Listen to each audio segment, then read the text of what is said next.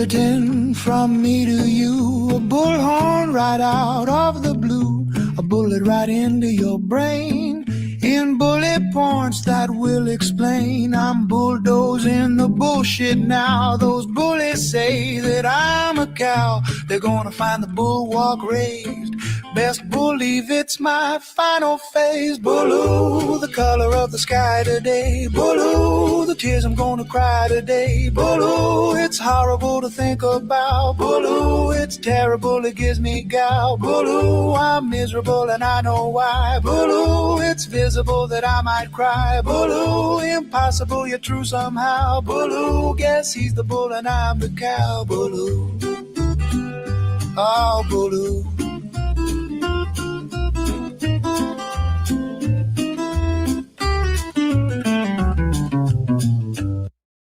Curses! Spelt it again! I'll get you next time, Casino!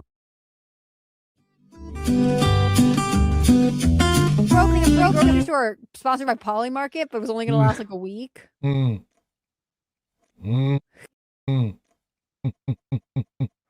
No, that was something that happened. Oh my gosh, that's super. What is that? Water, vegetable juice, fruit juice, 100%.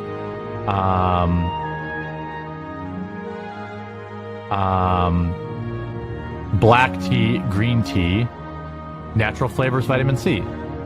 It seems like a much better alternative if you have to drink. I have to drink.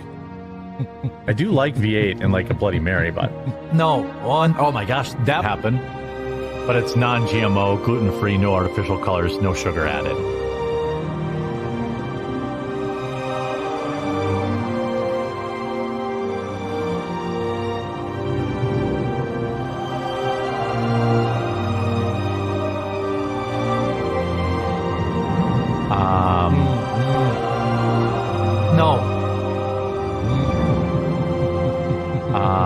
I get anxiety, and like it makes me like, I don't know, I have to drink. Damn, they're so good. Having even more anxiety because so I have to be careful. I have to be careful with. It definitely helps. Having even more.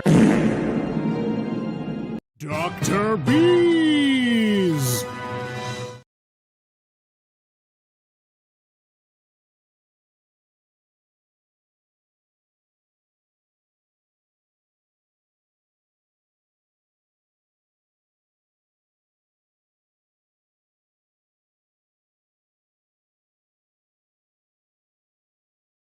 I'm fucking muted, aren't I?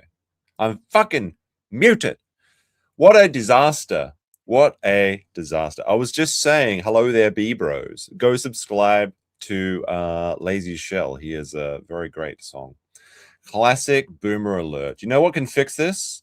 A large influx of bees. A large influx of bees ought to put a stop to that.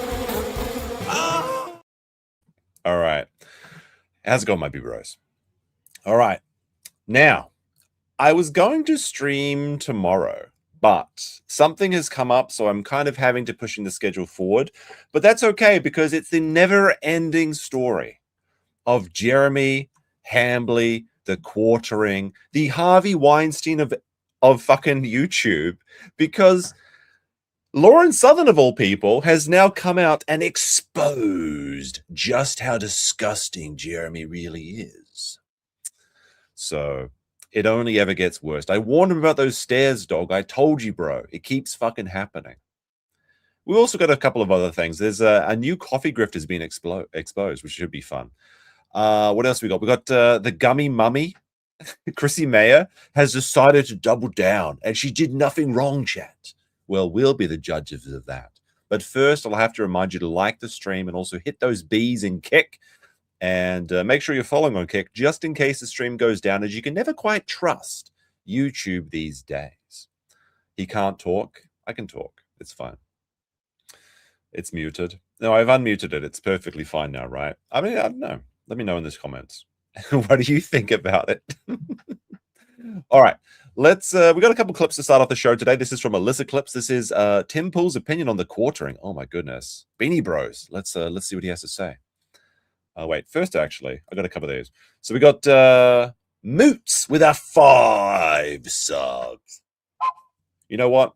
We've been having such good streams recently that every member on YouTube, I'm going to post the new Discord link on the members channel on YouTube, and maybe during the post show on Kick, maybe I'll just give everyone an invite to the Discord and invite hundreds of people. Why not?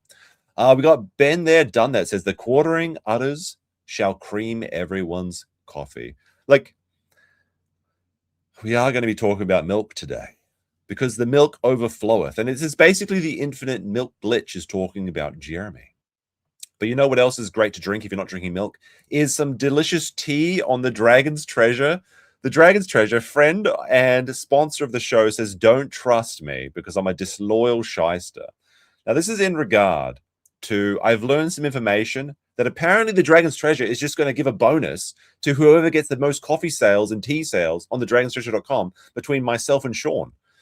But apparently Sean is fucking winning for some criminal reason. I don't know. So why don't you go over to the Dragon's Treasure right now and buy some tea using code COPE for 10% off. Look, hold on, we gotta get rid of this. There we go. Thedragonstreasure.com, a haven for anime and tea lovers. Try their apple cider tea, one of their most popular products. Get a juicy discount, which is now actually the best discount you can get because code Jubal no longer works, apparently. Code COPE, not criminal.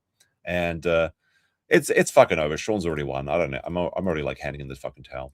I can't beat him. He's got too many loyal followers, apparently. All right, where were we?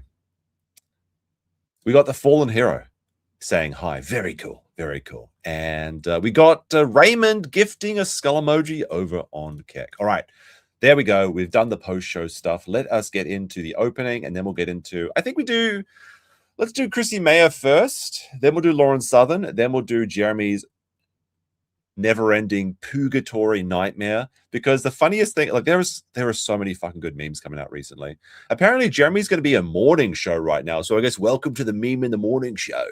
A lot of people are upset that or at least maybe they're just like missing me, I guess, because we used to stream at this time all the time, but I've been recently too busy. But I did promise that the evening streams would return, so here you go. Never say I didn't do anything for you. All right, let's see what Beanie Man has to say. I'm sure this is going to be insightful commentary. Make sure it's not muted, obviously. Rocky Eagle says, what? First of all, what's this guy's name? I can't remember who this is, but this guy's like a stoner, right? I remember seeing a Kino episode where this guy's just giving the dumbest ass takes, and there's like some like whale that became a cast member, and he's sitting on the side saying like, bro, we're all losing our jobs. And he's like talking about mushrooms or something. It's Ian. Apparently Ian is a W, so, is a Chad, so can get some W Ians in the chat. He's just using his phone. He doesn't give a shit. He just wants to go back and get stoned and play on the skate park turnpipes or whatever. Eagle says, what's your opinion of the quartering drama, and can Tim and or Brett appear on Friday Night Tights? I don't know anything about it. What's Friday Night Tights? A show. It's basically the biggest show covering commentary on like cinematic universes, aka Marvel, in the entire world. By the way, we also got a gift. These only show up on my mobile for some reason though, so I don't want to miss people out. But Mick Luck sent a mystery gift. I don't know what that means. And also a trophy from Dick Jones. Thank you very much. Very cool, Dick. But I don't know anything about the quartering drama. I will just put it like this. Lisa here worked in the Hill for a decade plus, and so she's talking about the goings on of the movers and the shakers who control politics. Daniel here is. All right, let's just lay that off on the table right now. Nobody online with a YouTube channel is influencing politics. Let's just stop it, okay? Tim Pool has no effect on the election. Jeremy has no fucking effect on the election. It's just not happening. But let's see what Tim Pool has to say. Now, actually, interestingly enough, we had a theory the other day where I said that I think that the person that Camelot talked to that revealed the fact that the quartering is only making $3,000 a month on YouTube was Mr. Nicholas Recader. However, someone suggested that it could be Tim Pool, and that's actually a very good theory. I appreciate that. However, I think it's incorrect because I think that Tim Pool just straight up hates Jeremy because he blocked him on Twitter, but I don't know. But if it isn't Nick, then it would have to be Tim Pool, I suppose. But like, I don't think that Jeremy would vent his secrets to Tim Pool because he always thinks he's like the big man. And he doesn't want to take a L to the Beanie Man. Oops, what's that? No. consultant and discusses the lies of climate change, national and international level conflicts. Josie's talking about a member of Congress who's in a deep battle with a Trump supporter, a majorly Trump supported guy in the polling there. All of these are going to have deep impacts on the structure of our world, our governance. And with that being said, I wish you guys all the best on sorting through the drama with the quartering. And I don't mean to be derisive. It's just that my point is, whatever Jeremy is doing or isn't doing has little effect on whether or not there's going to be a new member of Congress, a Democrat Republican House, whether or not we're going to get national level bans on fossil fuels. So, I mean, look, he's right here, but he should also say that he has no effect on politics either, because nobody gives a shit. Okay, what, you got 10,000 people? That's really going to be influential. Okay. Like, I think that all of these like conservative people need to take a step down and just realize that it's not as serious as they think it is. So no, this is the biggest, most important thing. There's some tard over on Twitter that is like, oh my goodness, guys, can we just leave Jeremy alone? The midterms are coming up. We need him. We need our strongest soldier in our darkest hour. Like, all right, buddy. It's just the fucking internet. Just settle down for a second. I don't really have much to say about it. I don't know. I don't look up the news on. I didn't even know he was going. It's just gossip, and we just He doesn't look up the news. That sounds like Tim Pool. we just don't. I like Jeremy, but Jeremy likes gossip, and Jeremy we likes don't have drama. the privilege. True. I don't know who this chick is either, but that is a true statement. Jeremy loves gossip, and he loves fucking Twitter. Jeremy We likes don't have drama. the privilege Yeah. to gossip right now. There's too much going on. Oh, it's true. There's too much fucking going on. Now, if you were watching, like, I'm going to be honest, like, I'm kind of revealing my power level a little bit here with these video recommendations. But this video about from Winter StarCraft, the greatest cheese Zerg that I've ever seen, and he's got like spine crawlers attacking the cybernetic core. That is more important to the political landscape than Jeremy the Quartering. Okay, I've seen his streams. He doesn't do shit. Now, also on, I'm exposing myself again. No water is safe. Meta. Oh, this is a fucking great dinosaur streamer. I love this. I love this meta chick. All right. Anyway, we got this guy. This is Jeremy Wormy. I'm gonna like the video. It's on Alyssa Clips' channel, of course. Jeremy Wormy rated me last time, so very cool by Jeremy Wormy. But there's something that we maybe missed last time, so we're going to do a quick little vote on this. Second super that came in. So the context of this is that Jeremy got like a super chat from Sydney Watson's feet or something, and he seethed out and was typing, and I thought he was mad. I thought he was sending his broom sweepers some directives, the new marching orders, which was to delete everyone that has anything that's funny to say in his stream. But there's a competing theory. Let's have a look. That came in. That was from him. That second super chat was his super chat. That whole 3 minutes of just pure silence, you hear him start clicking away. He was definitely typing, I absolutely agree, but I thought he was typing in, delete these comments now. Now, some people are putting forward that Jeremy's sending himself super chats, and funnily enough, this actually may have some evidence behind it, because, and I hate to say it, Steel Toe decided to join the battle, and now Jeremy got a win. Jeremy actually got a fucking win, and it's all Steel Toe's fault, because we might go into this later. Jeremy was having his regular streams, and it's so funny because, like, you ever seen that scene from The Matrix where Agent Smith is like, I hate this place. I hate the smell of it. I hate the stench of it. I hate every little. That's Jeremy when he has to go to work. He's like, I fucking hate my audience. But Steel Toe was like, you know what? Jeremy's getting dunked on by everybody, so I might as well get a piece. And he decided to do like a stream battle where he was going to see who could make the most money, because Jeremy's streaming in the morning now. He may actually start streaming while we're streaming. So maybe we'll cross streams and take a look, shall we? But the thing is that was insane is that Steel Toe was like hundreds of dollars ahead, because for some reason the Dabbleverse people, despite having no taste, have a lot of money. And Steel Toe had this one guy that was giving him hundreds of dollars. But then nobody really likes Steel Toe to the point where they don't also hate him. It's like this weird love-hate relationship. So the guy that was giving Aaron hundreds of dollars also was giving Jeremy hundreds of dollars just to make, I guess, Aaron take an L. I don't know. It's very, very strange. So this guy sent Steel Toe $600. So I guess he got you. Congratulations, he played you. But then he also sent Jeremy like $800. So I don't know what's going on there, but it was like Jeremy was on the cusp of defeat. He was at 2 months away from bankruptcy, and now thanks to Steel Toe, he has an extra month left in him. But you know what? Maybe it'll be funny because maybe those donations, those $100 big boys that they sent in, will give him the false hope that he needs to get up every day at 9 a.m., which is a struggle. Oh my goodness, how could you imagine getting up at 9 a.m.? But maybe he'll get up every day thinking that the Steel Toe chat's coming back when they're just never going to come back again, because the only reason to give Jeremy money was to give Steel Toe an L. So I guess it's another win for the Toe, actually. I don't know. It was pretty stupid. But I will take note that when I was talking with Steel Toe, while his audio boomerang was raping my ears, he did get like a $200 super chat, which is pretty generous. And like, I know that I very loosely follow the Dabbleverse people because they're just frankly not what I'm interested in.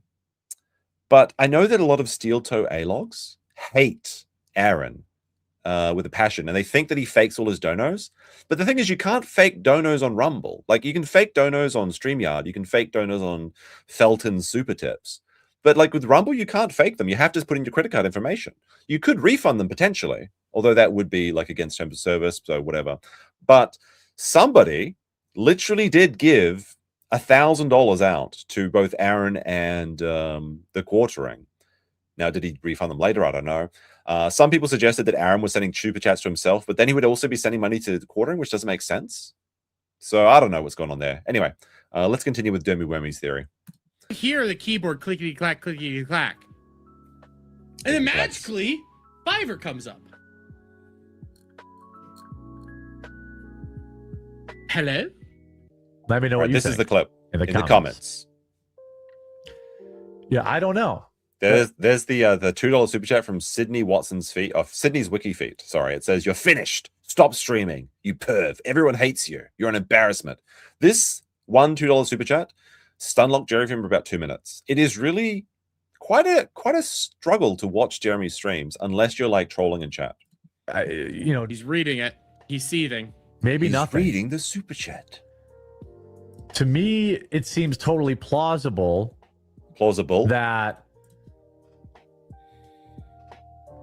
That you could see him even contemplate, should I do this? This could be that he could have, taken the conversation offline. Look at him. Look at him. Look at it. See, there he goes. He starts doing something. Both hands go to his keyboard. They both go to his keyboard. What do you think, if I turn off my BGM, you can hear it. I mean, we know he was typing, but the question really is, because the super chat comes in with $5 from it. First of all, it's from one of his moderators. It's from Admin Scott, and it says, "Just to counter the retarded $2 super chatter before, Jeremy, I appreciate your time and efforts, brother. Is this a real super chat? If you think it's real, press 1. If you think it's fake, press B, and let's just see for ourselves." Personally, I think this is a very funny theory that Jeremy's sending himself super chats because he's just losing money on that. And there's a lot of fucking bees in the chat. Oh my goodness. What is all these bees doing here? What's this? An overabundance of bees in the workplace? My briefcase full of bees ought to put a stop to that.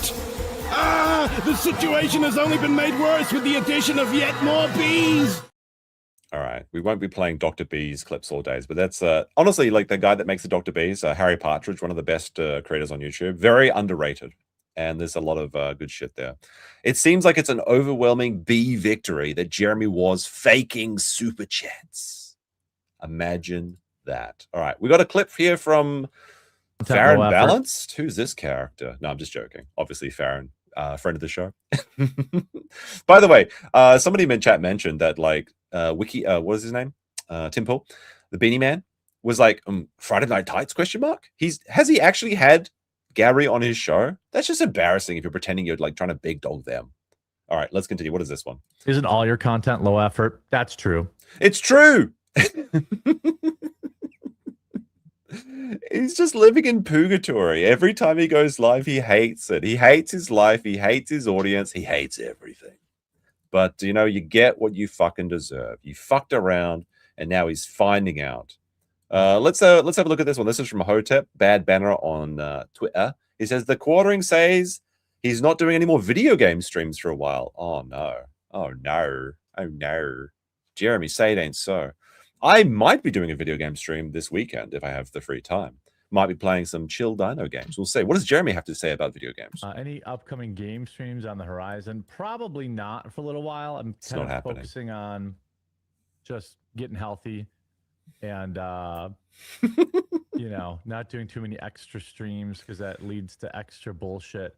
He can't play video games. Like, this is the thing, is that when you start working for yourself, a lot of people feel this sort of they call it workatory, right? Like where your workplace and your office are the same place, so you can't relax when you're at home, and when you're at work you can't really put your best foot forward because you think that, like, well, this is where you chill out, right? So you're just in this constant unending cycle of, like, you think you should be working or you're just at home so you should be relaxing. That's why it's a really good idea if you become self-employed to still, like, maybe get an office and, you know, just work there.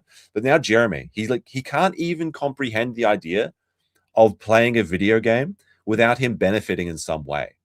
He can't enjoy anything. It's like Crimson Desert. Well, if I stream that, maybe I could make $10 in super chats, but then I'll get a lot of shit, so I can't play it. It's like, what about just playing it for your own enjoyment, Jeremy? But this is the thing. Jeremy doesn't enjoy anything. He's in a hell of his own creation. We've got Joker here. This is a fun one. Coffee Brand Coffee owner, the quartering, reads off an ad for a competing coffee company. And we're actually going to be looking at this later on because there's a new Lex Luthor. Well, it's actually Luthor Morgan, but he's basically Lex Luthor for these shyster companies. Where Jeremy was he's so defeated. The defeated male leaves. He's so like, look at his face. Look at him. Look at him. He's so defeated that he has to, like, spam other people's coffee brands. And this, like, everything on Rumble is fucking garbage. Just by the way, I've made my stance on Rumble's garbage clear from the beginning, but I'm glad that other people are picking up on it now. So we're going to take a look at that towards the end of the stream. Hey, by the way, huge shout out to if you still haven't tried 1775 coffee, now is your shot. The 1775 starter kit just dropped only 1,000 units. Imagine having a coffee company and you're literally reading this coffee company ad for 35 cents because that's about the ad rate he gets for 1,000 viewers. He's like, well, 35 cents, that sounds like a good day. You're getting that bold dark roast that hits hard, the smooth medium roast, and the Vitality mushroom coffee. All right, we got Johnny saying that 1776 is the best coffee. I don't know if this is a troll or not. You can't tell sometimes. I'm going to wager a guess that the mushroom fungus coffee is all bullshit, and I'm going to trust my man Luthor Morgan on this. Oh, it's got the lion's mane cordyceps. It's going to make you live forever. I don't fucking think so. just go to the fucking coffee shop and get some coffee. Like, it ain't so hard. You know, a lot of coffee shops actually sell their own beans, and they're a lot fresher than this mysteriously sourced Rumble garbage. And I say that it's Rumble garbage because it's on Rumble. Look, if you're competing with the 5G blocking buttons and the freeze-dried sushi that only the elites can have in their bunkers, I'm going to venture a guess that it's not the highest quality coffee. But maybe I'm wrong, okay? Maybe I'm being unfairly judging of this coffee company. Clean energy and laser focus with no crash. Highly recommend the mushroom coffee. All single origin, small batch, the mushroom toxin-free coffee. and mold-free. Plus, well, the thing is, I will have to say one nice thing about 1775 coffee is that it's mold-free. Unlike Coffee Brand Coffee that literally had mold problems. I'm not even fucking joking. You're also getting a golden spoon clip because freedom isn't scooped with plastic, a frother strong enough to stir up your coffee, and your mother-in-law opinion. The cringe of it all. The coffee frother, it's going to froth up your coffee, and your mother-in-law's opinions, but you just know that she's a Biden voting bitch. Is that the implication here? They made it political. By the way, maybe if Jeremy made his coffee political, he could be be the one that people are reading ads for on Rumble. Instead of Coffee Brand Coffee that everyone's like, let's be honest, it's dead. It's fucking dead. And a black 1775 tumbler, $170 worth of coffee and gear. Why's it got to be a black tumbler? $99. This is for all the ones who've been watching 1775 blow up on Rumble, wondering if it's actually worth it. Spoiler, it is. Go to 1775 coffee. It's blowing up in Rumble, just not where actually people buy it, like in stores. That's how you know it's great quality. /studio and grab your starter pack before they're gone. Bold beans, clean fuel, and the morning routine that stands for something just like Rumble does. By the way, this is the most low energy post. I think the Casino boys have said this before, but if you're selling coffee, you got to be like high energy. The context of this stream is that Jeremy said he was going to wake up at the right early hour of 9 a.m. Now, he was delayed by 45 minutes, perhaps an hour. I'm not sure. At some point, I just tuned in to see that he was suffering until Steel Toe threw him a bone. So thanks again, fucking Steel Toe. But anyway, like if you're shilling coffee, it's just like, guys, I couldn't get up today. My internet was out. I was fucking up all night. I can't sleep. I'm so fucking tired. Anyway, a coffee? Anyone want to buy some coffee? Like it's so brand inverse, you know? It just really does beggar belief as one of my most commonly used phrases. It's like this entire show is like beggars belief and audacity. That's all I fucking say. Yeah, check out their mushroom coffee. Some people in the chat are like, what about like this guy over here? What about your coffee? I don't have mushroom coffee. He doesn't have the mushroom coffee. I'll shout. I'm happy to shout out their mushroom blend. The mushroom blend. That sounds like a delicious flavor. It's not like cinnamon or caramel oats or anything. It's the mushroom blend. Okay. Alrighty. What do we want to go into first? Should we do the Chrissie thing first? That's probably the best one. We've got a couple of other things here, but let's go into the Chrissie section. The section we're calling... Wait, that's not the wrong one we want. We want... here it is. This is the section we're calling I Know What You Did Last Gummer with Chrissie Mayr. She's the gummy mummy after all. All right. Also, by the way, somebody informed me that I missed a Simpsons opportunity because I love my Simpsons clips. But for some reason, I missed this one because when we have Chrissie Mayr's Catholic confirmation journey, when it's tits out for Jesus. So can we get some tits out for Jesus in chat, I guess? Somehow I missed this clip, which is one of the funniest Simpson clips ever. Let me just mute this. This is leaked footage of Chrissie.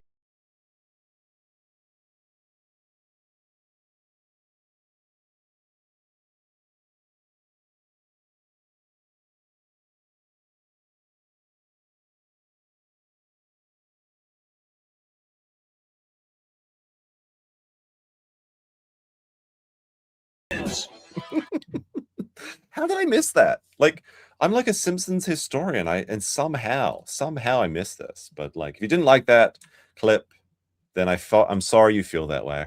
All right. By the way, we'll also read these chats. We got DB with a 2 says Tim knows who Friday Night Tights is. Gary has been on Timcast. Yeah, it's kind of rude to do that, honestly. Gator, tell him Gator. He says JER sure is a son of a gun. Very true. We got a DB with another 2. Says Mayr admitted to lying on Nug CG EVS stream crew? Question mark. I mean, we're going to watch this clip with Cecil Says, or more like Cecil Sweeps. Actually, we're going to find out. But yeah, she did lie. We got FF9000 said to hype. We got Manny gifted a packet up for 1,000 kicks. Big support over at the Kick channel. And about 600 people live, but only 100 likes. Can we get those likes up? You know what they say? Yeah, guys, come on now. Don't make me tap the sign. Hit like if you like the show. If you don't like the show, don't hit like or hit thumbs down. Be like, this guy sucks. I don't mind. But if you do like the show, hit that like button. It really does. I got to remind YouTube that I'm here. They are not distributing things out. And by the way, you know who isn't distributing content at the moment? YouTube to Jeremy's channel, because he's in the gulag. Apparently, the secret Discord spies from Jeremy's exclusive Sweepy Jenny channels, they're saying that Quartering has posted there for the first time in years, despite the fact that it's like essentially a goal, right? So he's like scamming his audience there as well. He sent the Discord marching orders. Guys, the drama, it's getting to him. He can't take the heat. So we want you to like the video, leave a comment, and give him some support, because we need to beat the troll, liberal, SJW woke mod. It's true, chat. All right. So anyway, going over to Chrissie found out who her friends are. Not Brittany Venti, May 13th. This is from Cecil Says, who honestly I don't know very much about. I may be judging him harshly today. I know he's on the Jack show. I've seen him there with like Camelot and Anna the Star Wars Girl and Legal Mindset and himself. I feel like he's just usually just kind of like chilling out. Doesn't really contribute that much. I know he likes funny hats, okay, which I guess is a neutral point. I know he likes to lift, which is a point up. But we're going to see what he actually thinks about. He was banned from YouTube, so there must be something that's interesting about him. All right, let's see what he says. And hopefully he gives us a good show and doesn't sweep for Chrissie Mayr. Hi, we're watching accidents on boats. Wait a second. We're allowed to look at other things besides drama? All right, so already we're 8 seconds in and Chrissie has dropped the ball. This is her first public appearance since that hack job against Brittany Venti, where Brittany did nothing wrong. I'm going to say it right here. This is not looking good so far. You don't want to take the passive-aggressive route when you're currently being slammed for being an obtuse bitch, basically. Although I got a bone to pick on with you. Pick all the bones. Oh my God. I heard something about you. No, I'm just kidding. Do tell. Yeah. I heard you had a friend on, and that friend worked for somebody who did something bad. And now wait a second, Cecil. Okay, let's just maybe Cecil isn't very well informed about this either, although how could you imagine that being the case? It's not just that Melanie Mack is friends with the Quartering. No, she literally co-signed his behavior because he was locking down his tweets and she was the only one allowed to post there. And while he's typing out things like, oh, good luck with your channel, I'm going to take it all down, she's like Salacious Crumb sitting on the side there going, get him, Jeremy. So it's not that she's his friend. She absolutely 100% co-signs all of his behavior. And it's not just drama. It is people's livelihoods, okay? Flaked, the editor of the Kino Casino, lost $10,000 a month as an Irishman who, you know, speaking of Irishmen, you know, potatoes are up 700%. Check it. It's true. How is he going to feed his family without $10,000 a month now? Okay. He's got a newborn baby, for God's sake. Camelot himself, who they're going to be judging, I think, in this stream, he's on his third YouTube strike. One more and it's deleted. Okay. And he has to pay a mortgage.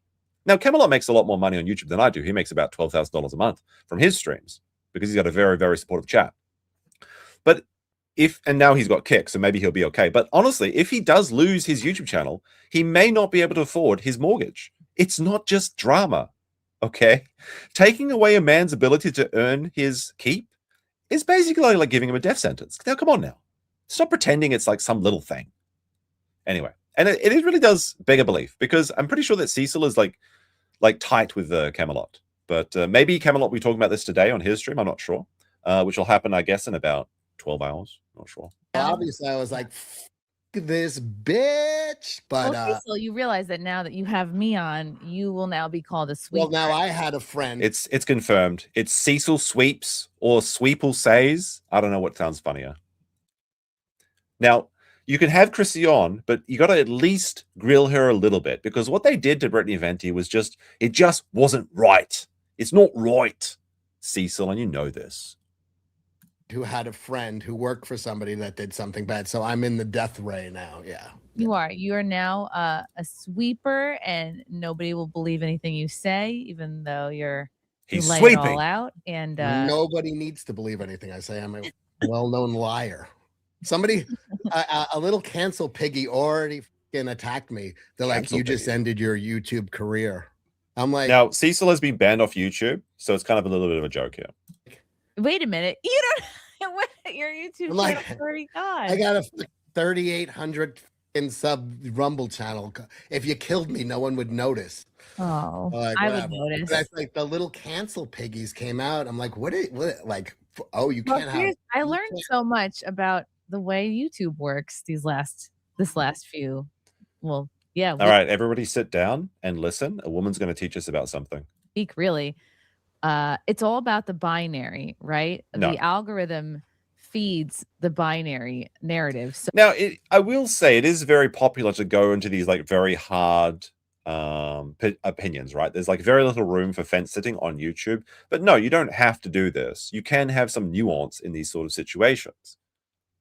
But this is, again, she's just detracting from her own drama, essentially. She's like, well, I was trying to be reasonable, and I just wanted to have a measured response and a friend on, and they just, because I didn't say Fox a quartering and deplatforming wrong, they're taking me out. No, it's not. Don't reframe it like this. And I hate that what they do, where they're like, well, are you just going to complain about me?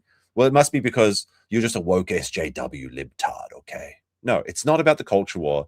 What Jeremy did was wrong. What he's doing is wrong, and he fucked around, and now he's finding out. It's really a very easy situation to be on the right side of. You know, usually in every I will say that usually in every like conflict, there's like someone's a little bit right and someone's a little bit wrong, so and so and so and so and so and so. But like, can you name one thing? And I challenge you, chat. Name one thing that Jeremy has done that is good. And I'll wait. I don't think there's been anything in over a decade. What has he done except for steal content, give out milquetoast opinions, and just be a big fucking parasitic leech on the ass of better men? So like something like she lied or betrayal. That's good. She did lie, and she did betray her friend. She lied about several things. She lied about seeing Camelot stream. She lied about being on the Nina Infinity stream with Verbal Riot. They talked about this situation for like 2 hours, I think. Maybe it was 2 hours. I'm not sure. The entire show was about Jeremy. But she did lie about this. And then she lied that she saw Brittany Venti's message. And she's actually going to go on to say that Brittany Venti is too sensitive. She can't take the heat. She's a child. You need to baby her, but she can't take the truth. By the way, the Fed next door gifted 5 subs. Going to get further traction than the nuance of like the real situation or the human element. And don't even blink as member for 44 months. Holy shit! And also, think about the people who are the biggest detractors of me, and those the detractors. That also lines up with the people who have the most to gain financially from. Okay, Chrissy. You had a big stream. You made $2,000 on a stream. You had 5,000 people watching you. I don't think there is all these people waiting in the wings to build their careers off of your downfall. I'm pretty sure that Simpcast has a pretty small but loyal audience. Okay, it's not like you're taking down, well, like Jeremy, for example. You know, someone who actually, I mean, he doesn't have a big audience either. But like, this is just some holier than thou attitude, like, oh, people have just been waiting to take me down because I've been speaking truth to power and I'm such a funny comic. Oh my goodness, the jokes about my vagina. It's they've been waiting years to take her down. No, people have been waiting years to take down Jeremy because it's turning out that he literally is the Harvey Weinstein of YouTube. Okay, and for some reason you've cast your lot with him. My eyes. So like, who's the implication here though, by the way? Like, is it people like me? Maybe. Is it people like Brittany Venti? Was your friend just waiting to betray you, to stab you in the back and take over the Simpcast? You never paid her for that, apparently. All she asked is that you donate the super chats to Toys for Tots because she didn't want you to profit off your apology. But that's just a bridge too far. That's why I've invited you in here to turn on you. Oh, good. Oh, good. Super chats me, my legion. Yes.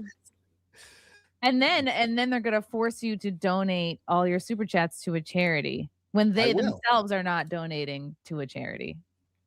You can do a stream and not donate it to a charity. Nobody's worried about that. This is so disingenuous. Specifically, Brittany Venti asked you to donate your chats to a charity because the idea of profiting off an apology is abhorrent to her. It's actually quite a moral, principled take. I'm not sure that I'd be the one to take it, but she certainly was. Oh, are we talking about Venti? I believe she has an unkempt vagina. Stinky vagina alert. What is it? All right, maybe Cecil is funny. I don't know. Is that based on something, or did he just pull that out of his hat, of which he has many? Because I literally know Cecil as the guy that wears a hat and a beanie and glasses all the time. Oh Lord. I mean, if I were a drama farming YouTuber, the stories, if she was a drama farming YouTuber, that's all you are. You bring on OF thoughts and talk about their pussy stories. You bring on Ethan Ralph and talk about his dead mother that he forced to walk through the hot sun. It ain't even hot out. And you laugh at him. You laugh at the super chatters while he wasn't appreciating. We saw that on the post show over on Kick. You brought on Ricada when he was the hot button topic. You can't just say you're bringing on these spicy characters because you're not a drama channel. That's ridiculous.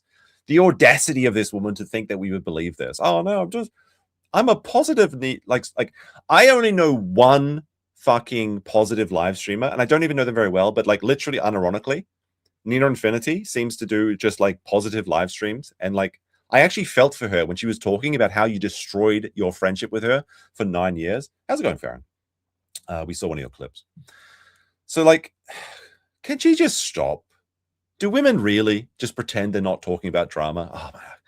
I just invited Ralph on after he had a big drama and then made fun of his dead mum. I just invited Nick Ricada on after he just had his kids test positive for cocaine.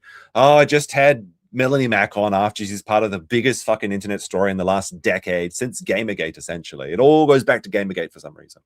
I was just throwing in the reference there. Even though I was just like a observer of Gamergate, I never took part in it. Although it was probably what got me into the sector. And what a disaster that was. I could make so many videos about this. But we don't. Obviously, when I heard that you had Melanie Mack on, I obviously thought, like, how is this going to affect Nina Infinity? And when I saw well, Nina Infinity cried, and you're laughing about it. Nina Infinity made the impossible possible. I felt empathy for a woman.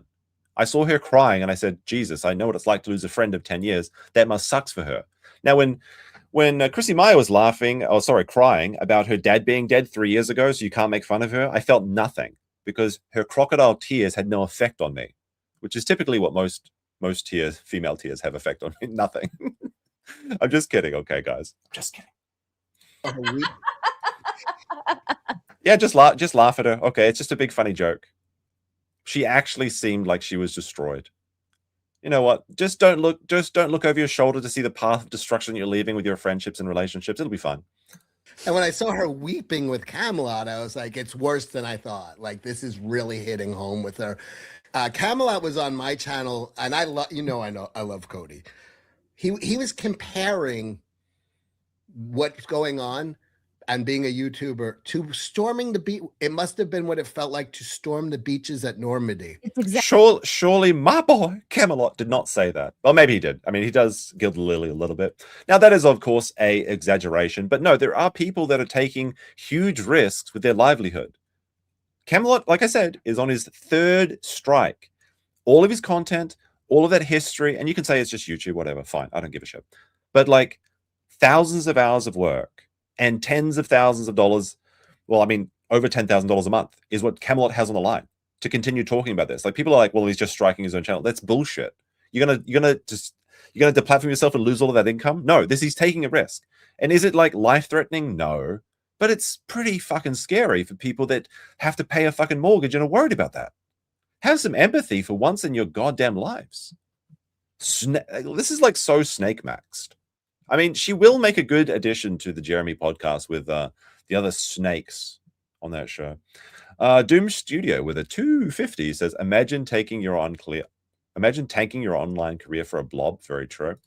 But the thing is, I think Chrissie's not very smart, and she thinks that the bag is secured by getting with Jeremy, because she's like, well, Sydney Watson got $200,000, which isn't true, that we've learned from the last one, because Sydney decided to come clean on the record of the quartering, which has actually encouraged other people to do so. And like, how many dominoes are out there, Jeremy?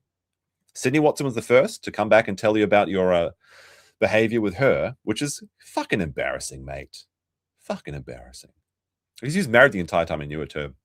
But now Lauren Southern, like when we get to the Lauren Southern part, and I know that I'm kind of like the third or fourth person to cover this now because it came out 10 hours ago, so I'm already too late. But it is so fucking funny to see what a piece of shit he is. And I have a theory about Jeremy's predilections, but we're going to see that when we get there.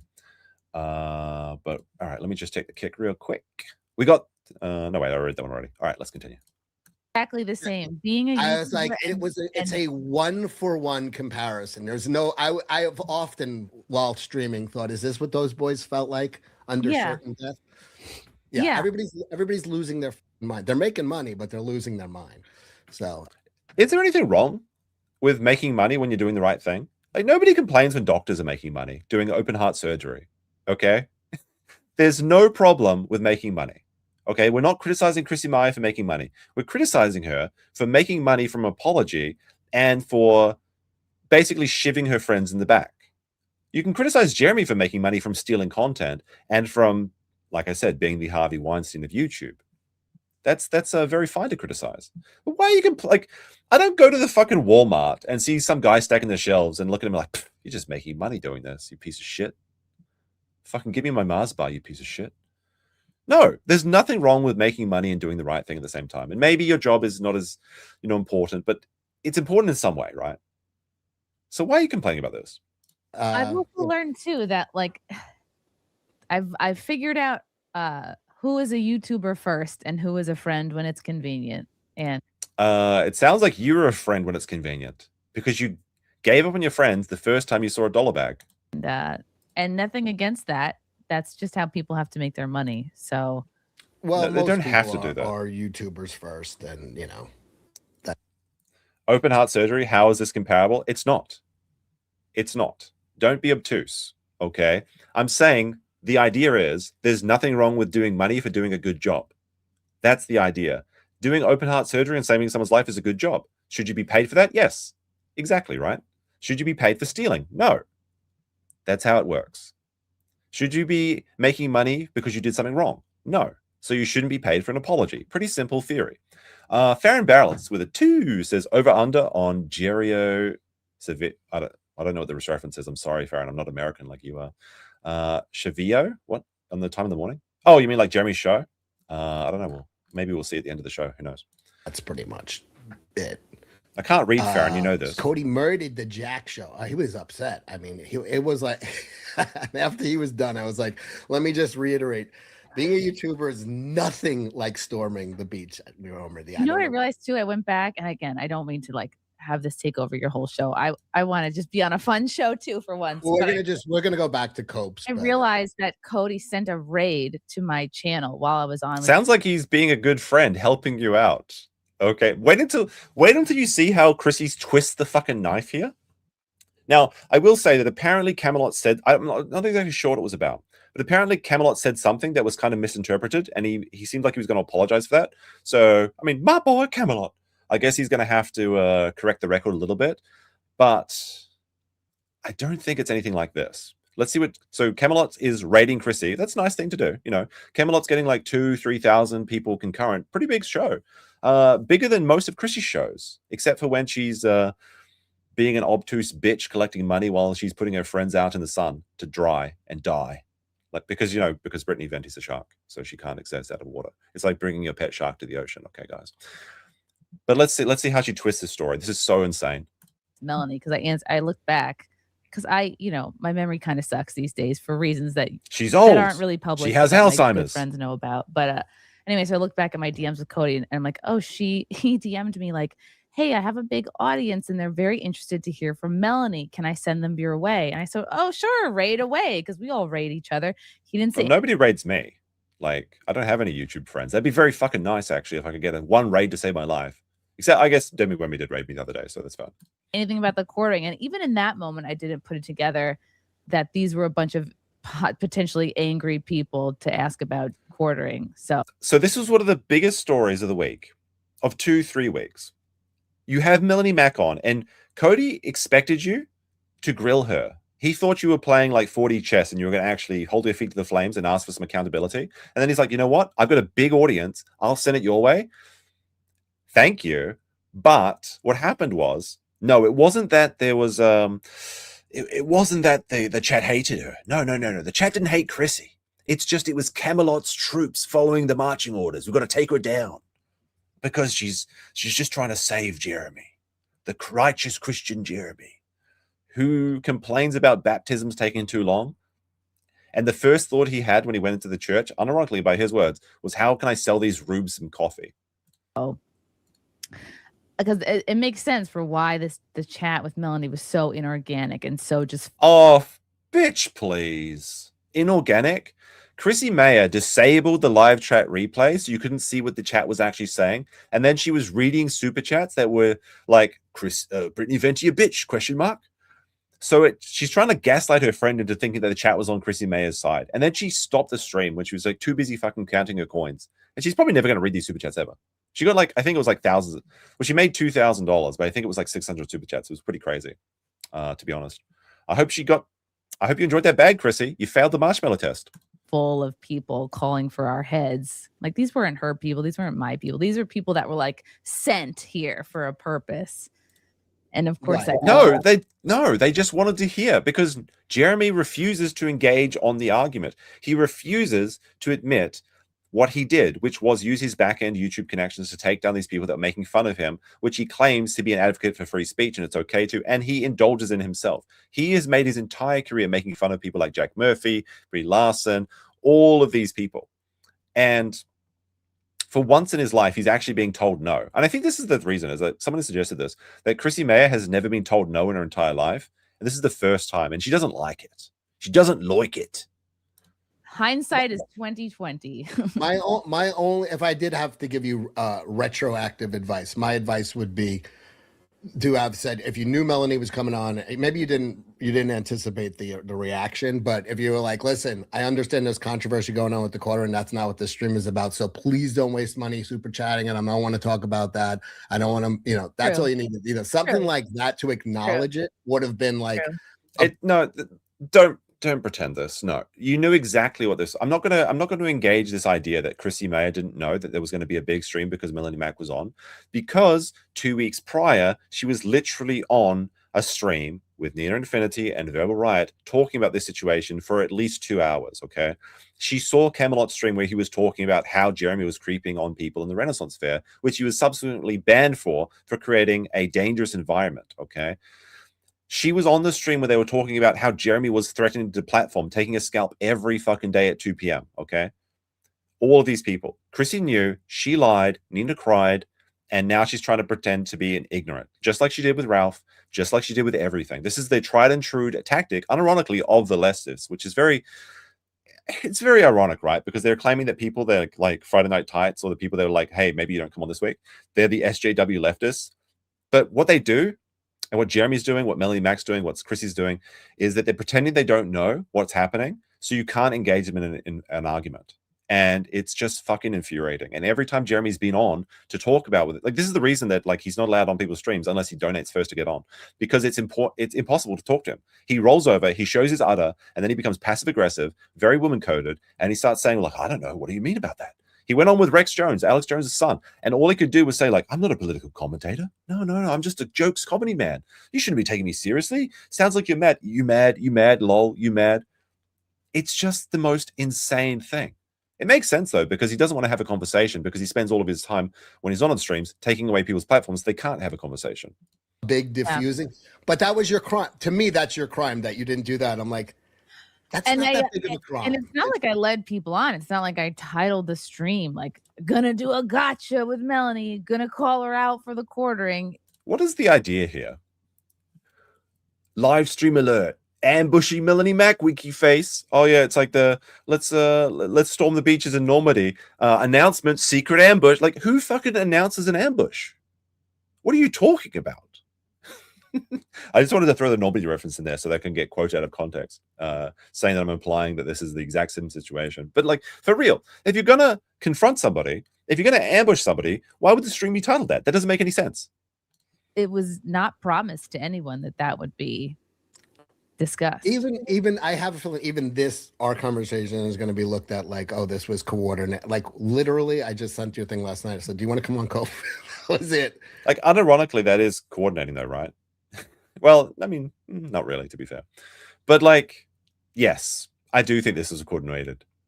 We have not spoken until now. We didn't. No. We have not. Yeah. I thought that you. I was like, he's sweeping. And again, I'm not. I have no expectation that my friends need to like put themselves out there to get shot at. We know how the mobs. Wait. I thought it was wrong to say like, well, shot at, like on the beaches of Normandy. I thought that's a silly comparison to make. Psychology works. Why would I want people to get insults flung at them. I know who my real friends are at this point, so I don't need people. Jeremy? Question mark? They were Nina Infinity, Brittany Venti. These people were on your show for 9 years or something. Okay, Camelot was coming to Camelot is a bit of a simp. Let's be fucking honest. Okay, he was going out of his way to go see your live shows. He was just so enthralled by my vagina jokes that he had to go see your live stand-up shows. That sounds like a friend. That sounds like someone that supports you. He's sending his stream your way. He's sending his dollary dues your way. He's sending everything your way. But he's just like, I don't know, Chrissy, this quarter guy's not so good. It's like, well, you're just a retard, I guess, Camelot. She really is. I have some very nasty words I would like to call this woman. I might have to wait till we're on Kick exclusively. To like, throw themselves on a He does firecracker. he does simp a lot, but I think there's a lot of things you can say about Camelot, but I do think that he's an honest person. Maybe he's a little bit too honest at times. For me, I don't, no, we don't. That's a grenade, actually. Grenade. Right. Well, 4th of July is coming up, and I was on Kino Casino a while ago. Was he? How was it? They were fun. I got along with them. It was a long time ago. It was when it was Andy and Chris. Wait, that's not Kino Casino. Isn't that like Warski Live? What? You don't even know what you're talking about, Cecil. I mean, correct me if I am wrong, but I'm pretty sure the Kino Casino is exclusively Andy and Warski. Sorry, Andy and Warski, obviously, but Andy and PPP. Chris Warski, was his name? I didn't follow them at that time, but that's like Warski Live, right? Or like a different show entirely. So what you mean to say is you have talked to Warski in the past. You haven't been on Kino Casino, as far as I understand it. Long time ago, but I have no beef with them. I think I had Andy on. I'm not for Andy was on Chrissy's show, though. That's true, I believe. Flagging their channel, and I'm not. No, having Chrissie Mayr on is not an endorsement of flag. I agree. I would agree with this, by the way. You can have a controversial guest on. I don't see anything wrong with this. You can go on a show and not agree with their opinions, but that wasn't the issue with Melanie Mack. Melanie Mack came on. You knew that she was going to cause drama. That's why you invited her on. I don't believe this. Oh, no, I was just trying to get on because I got to convert as a Christian. No, I don't believe that. I think you'd have to be stupid to believe that. It wasn't just that you had her on. It was that you were sweeping for her. And whenever a comment came in asking her, like a super chat was coming in asking her to actually maybe make a comment about something, you immediately answered the question for her and covered for her. And then you lied to Brittany Venti. Lied to, well, I guess not to her face, but to her in her DMs. Insulted her intelligence because she's too stupid to know the truth, is what Chrissie Mayr is about to say. I'm not even joking. Listen to this.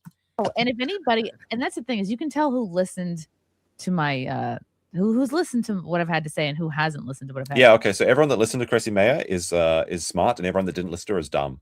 Because if you just disagree with her, you must. Because she's just like the princess, right? Say, because I was very clear about not endorsing that sort of shenanigans or stealing content or anything like that. As somebody who just lost my channel of 8 years, nuked to front, like, no, anybody who's listened to me for years, one of my big things is never ever with somebody's money under any circumstances. If you try to take someone's income, you're trying to fucking kill them.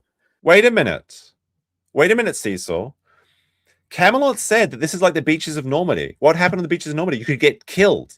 But if you take away someone's income, now that's killing them? That's what Quartering's trying to do.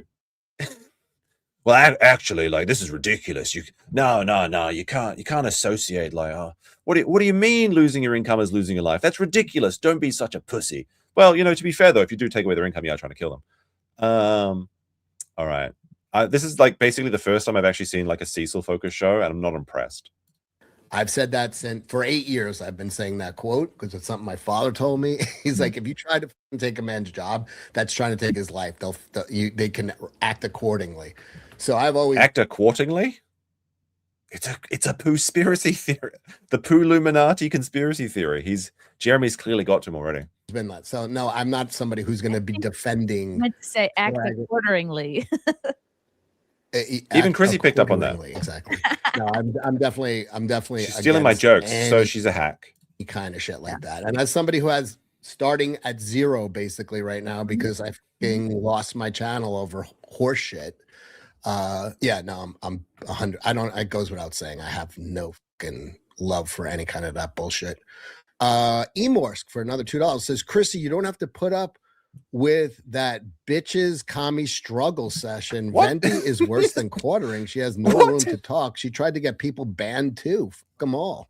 Well, you know what? Oh no, you made the same joke. Well, I joke about my vagina too, so that's fair. This is like I said before Scott Adams died of the Fauci ouchie, he would often talk about how people can live their lives in like with different movie screens. Essentially, you can see the same interpretation of events and have like a completely different view on it. I don't understand how they could imply that this was Brittany Venti's struggle session on Chrissie Mayr's show where she was being gaslit and I fuck me for using the phrase gaslit, but this is what was happening. That's like I was taking fucking crazy pills watching that show. This is completely correcting the record. Yeah, it was Dogwood Man, yeah. Like, what do you mean? What do you mean that Brittany Venti's struggle session on your show? You're just like, Brittany Venti just shows up and she just takes direct control. No, she actually asked some hard-hitting questions. She did very well for herself. I probably would have done much worse, to be honest. Okay. But like, I was feeling the secondhand frustration as Brittany Venti was saying, Chrissy, you're ignoring the facts, reading super chats, and telling me that I'm upset. And he's like, well, I'm sorry you feel that way. $50 from Brittany Venti's a bitch. How do you feel about this? Like, what the fuck was going on there? And she was picking super chats that were like from her admins and people that knew she was supporting her so that she could literally make it seem like the entire chat was on Chrissy's side when it wasn't. What an embarrassment.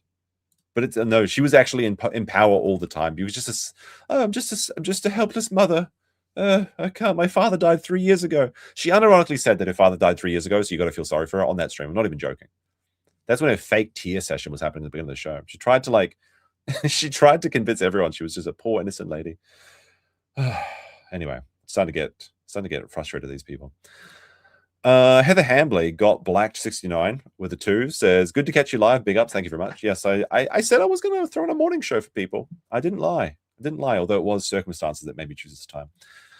Chogi Live with 10 says, did Nina or Venti ever comfort her for striking people? I already knew this, who Chrissy was. Well, this is, I guess, referring to Chrissie Mayr striking people that were making parody accounts about her, the Gummy Maya, because she is the Gummy Mummy. We know what she did last Gummer, right? After years of friendship, her and Nina are just figuring this out. I feel like I'm taking crazy pills. Like, I think that's like most reasonable people are saying that. Like, that's the only way you can interpret it. We got to give Brittany Venti the honorary male card because now she knows what it's like to talk to histrionic women now. And we got Sleazy with a 20 says, sorry you don't feel that way. You fucking rat, Sleazy. How's it going, man? Did I read these ones? We got Shadow gifted 5 subs and Shadow gifted a pack it up. I think that puts him at the, let me just check, sorry.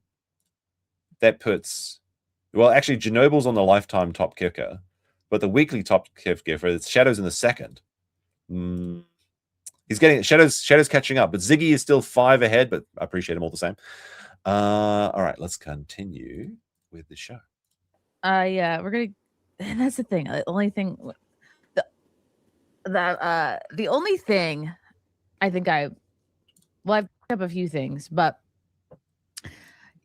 I'm sure we all have friends in our lives that we lie to from time to time because they can't really like handle the truth, and maybe you handle them with kid gloves in a sense. Okay, so Brittany Venti's a child, and you got to treat her like she's a tard. She's a dent. Okay, now you can lie to your friends sometimes. Does my ass look big in this? That's an okay lie.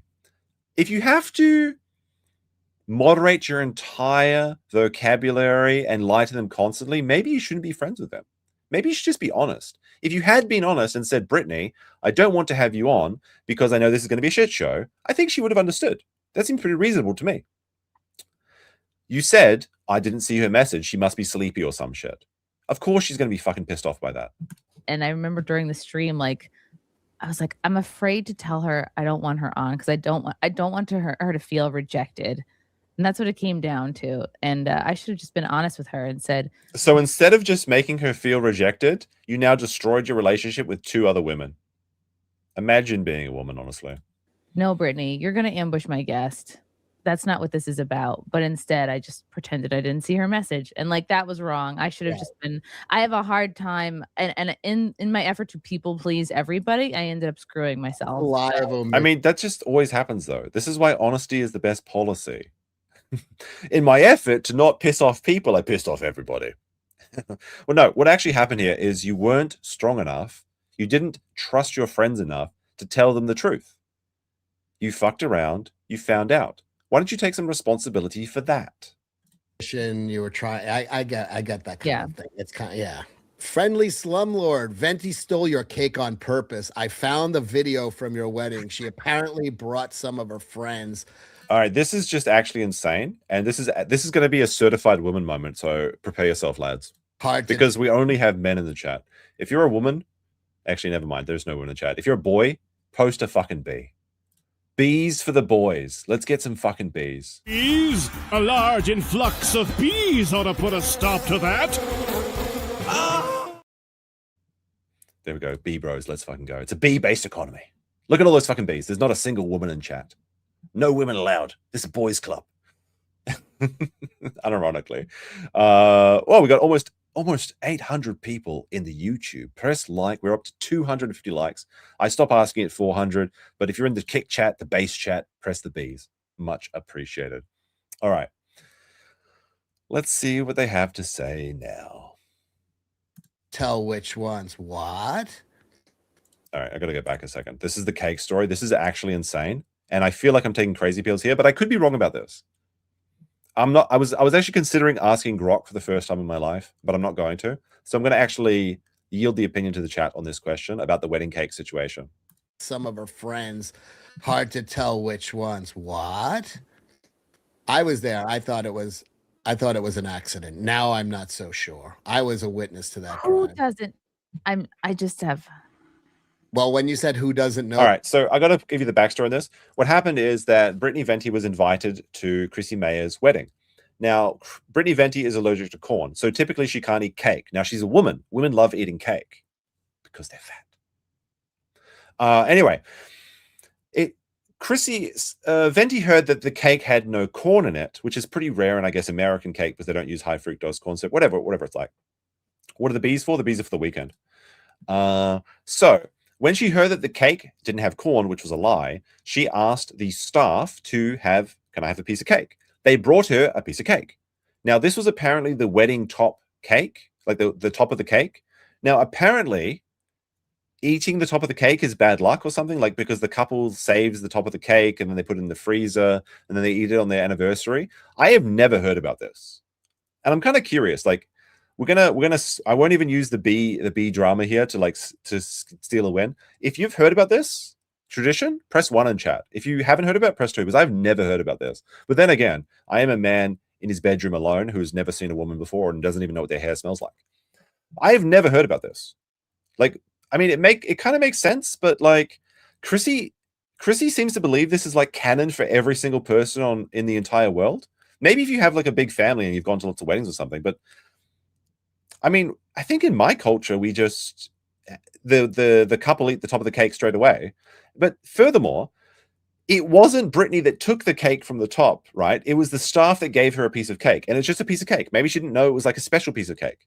It seems pretty simple to me that Brittany just made a faux pas here and didn't know what she was doing. But Chrissie thinks that this is actually like the original sin that Brittany Venti did. It was just like, oh man, it all goes back to the cake. Don't you see it's cake all the way down? She's planning this. I don't know. I think this is actually histrionic, like insanity here. And I have never heard this. Maybe this is like a New York thing or something. I don't know. Never heard of it. I've never heard about this. Wait, BP's in the chat, my moderator. BP, have you ever heard about this? Is this like I mean, you're married, so you might actually know. Is it like bad luck to like eat someone's top of the cake? But I mean, she didn't even ask for the top of the cake. She just asked for a piece and the staff gave her a piece. But also apparently she wore the wrong color dress or something. And apparently that's a big fucking deal too. That sounds like a wedding planner issue though. We got Pooty with a member for 2 months says there's a whole Seinfeld episode about freezing the top of wedding cake. Elaine ate it and got diarrhea. That's completely different because that episode is about a piece of cake that was frozen from like the Victorian era. That's like a 200-year-old like wedding cake. So that's a completely different story, although it is a very funny one where Elaine is eating the cake. It's like, oh yes, I've got to go eat the cake. Apparently BP does know about this. People save the top layer and eat it like a year later, not sure about luck. Okay, so he's heard of this.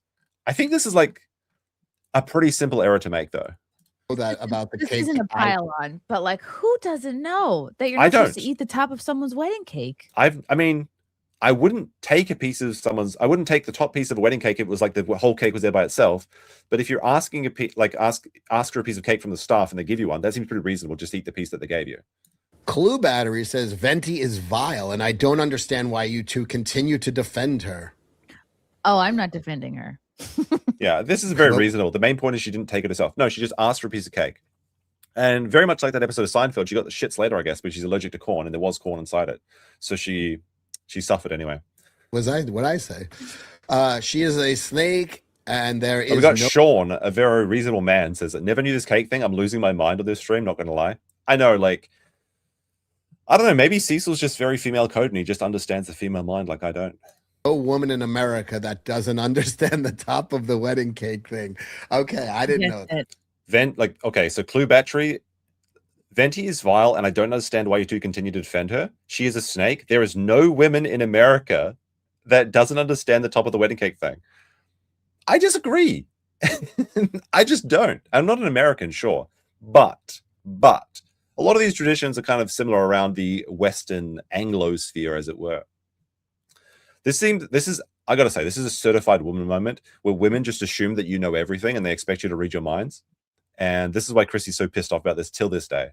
Maybe this entire stream was just because of the wedding cake. It all goes back to that first piece of cake. It's like yeah. There's a lot of sort of like, wedding related. What do they call Okay, it? so here's the rest of Chrissie Mayr's wedding grievances from the big book of grudges against Brittany Venti. She's like a dwarf. She's checking a list. Traditions. Yeah, tradition or like a faux pas or a. Like I didn't wear a wedding dress to the thing because I knew not to. Right. That surprises me. Like, don't show up in white. And actually, you're not supposed to show up to a wedding wearing red either, because that means you banged the groom at some point. So all the dudes at the wedding were wearing red. Isn't that interesting? Not really. I was wearing red. You're also supposed to not to wear. You're also supposed to not wear the same color dress as the bridesmaids. And guess who also did that? All right. So Brittany Venti was wearing the same color dress as the bridesmaids. This sounds like a wedding planner issue / a skill issue, because if you're, I don't know about you, I've been to a few weddings. They didn't brief me on what color the bridesmaids were dressed up as, but I assume that a letter or something goes out from the wedding planner / the wife or like the bride saying, guys, don't wear purple today. If you didn't tell her that, you can't exactly blame her for that either. This is just fucking insane. And Chrissie Mayr is just a histrionic bridezilla, in my opinion. Certified crazy bitch. Of how Venti is a hero in this shit show while she has false flag people and even tried to get people completely debanked. But Chrissie is evil for not flagging. I don't know anything about this, but like in my experience, anytime someone says one of these things without any evidence, they're almost always lying. Just show the receipts. Like people are saying that like Camelot was striking down people as well, and that he was a false flagger. And then he actually explained the story on stream. What happened was that there was a guy who was pretending to be a member or like a close friend of the family of Camelots, and he was saying that he was like sexting their underage daughter or something, and then impersonating people in his friends group, and then messaging everyone with his last name on Facebook to try and defame him. And then he was downloading Camelot's videos and uploading them to YouTube and laughing at him and stuff like that. So then Camelot complained about this to YouTube, and they said, you know what you should do is send a DMCA.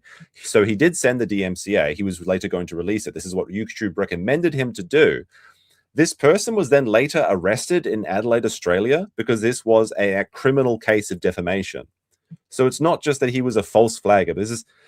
There are reasons to flag people. Content theft is one example. It would only take 3 creators that the quartering has stolen from to DMCA him to actually disable him on YouTube. But I don't know who people that were stolen them from, right?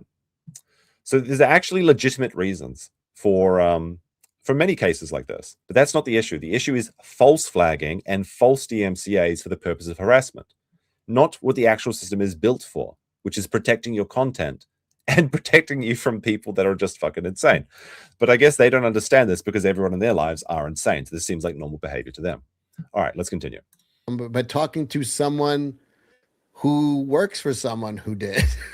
Like, yeah, You know what it is? I'm a soft target. I am Oh my god. accessible, and I'm Oh, not like she's a so dirty. sad. No, she's just alone. She's just a single mother. What are you doing going after her? Don't you feel? She's just too nice.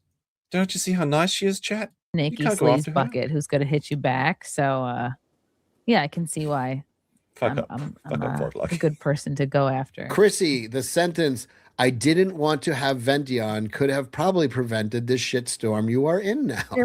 You can't tell her this, okay? Men, you'll know this in chat. You can't just give women good advice. They're going to get furious about this. Let's see what Chrissy says, and maybe she's just going to be reasonable here. Who knows? So right. You're so right. And Oh, she got mad. Imagine my shock. Mr. Sport says, you could have just told her not to come on. She's like, you're so fucking right. Oh, I should have just listened to you. Oh, you're so right. Oh, thank you for your advice. The women, really. my problem is that I'm a friend before I'm a YouTuber, and I'm not trying to like.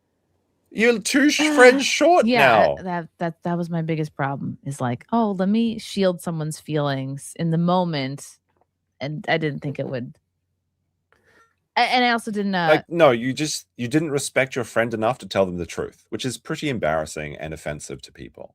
Okay, you literally said, Brittany Venti, she's like a child and she wouldn't understand, so you lied to her to try and get your way. Expect her to backstab me to quite the degree that she did. Right. So it's one thing to be like a little stern questioning. It's another yeah, to just like I had an hour plus phone call with her before the Sunday stream. She understood. She knew. Then you should have known what to say. All of my points perfectly, and she even admitted to me that she was carrying like an old beef from years ago. I guess apparently Alex Stein yelled at her like years ago on Simpcast for eating a salad on stream, and she was just a salad, just a salad, just a salad. Do women actually keep beefs? Like, what the fuck? Like, women are just dwarves, aren't they? Like, with their big bookish grudges. Like, men are like, just like, anything can fucking happen, and we're just like, oh yeah, anyway, gonna have a drink down at the pub this week. You're like, yeah, right. You say one thing like, I don't think that color suits you, and it's just friendship over.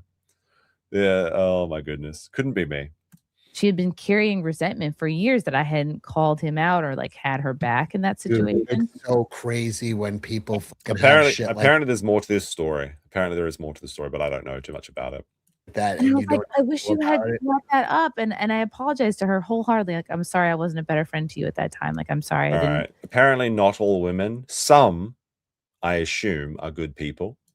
It just, it didn't register that was something, you know what I mean? Like, I also don't think people should be eating on stream, except for Lila Hart. She's disabled. She can do whatever she wants, and it's cute. Then how come these two aren't eating on stream?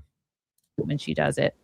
But I can understand now how that past resentment had fueled maybe an ulterior motive. Anyway, the point is she understood all my Who is the gossip girl on the left? This is Cecil Sweeps.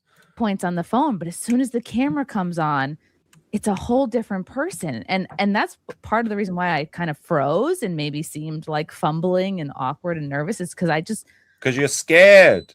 You got caught. I was in shock over like what my I did not know that. I'm gonna be honest, I didn't watch the stream. I was with the Juju. We had it on.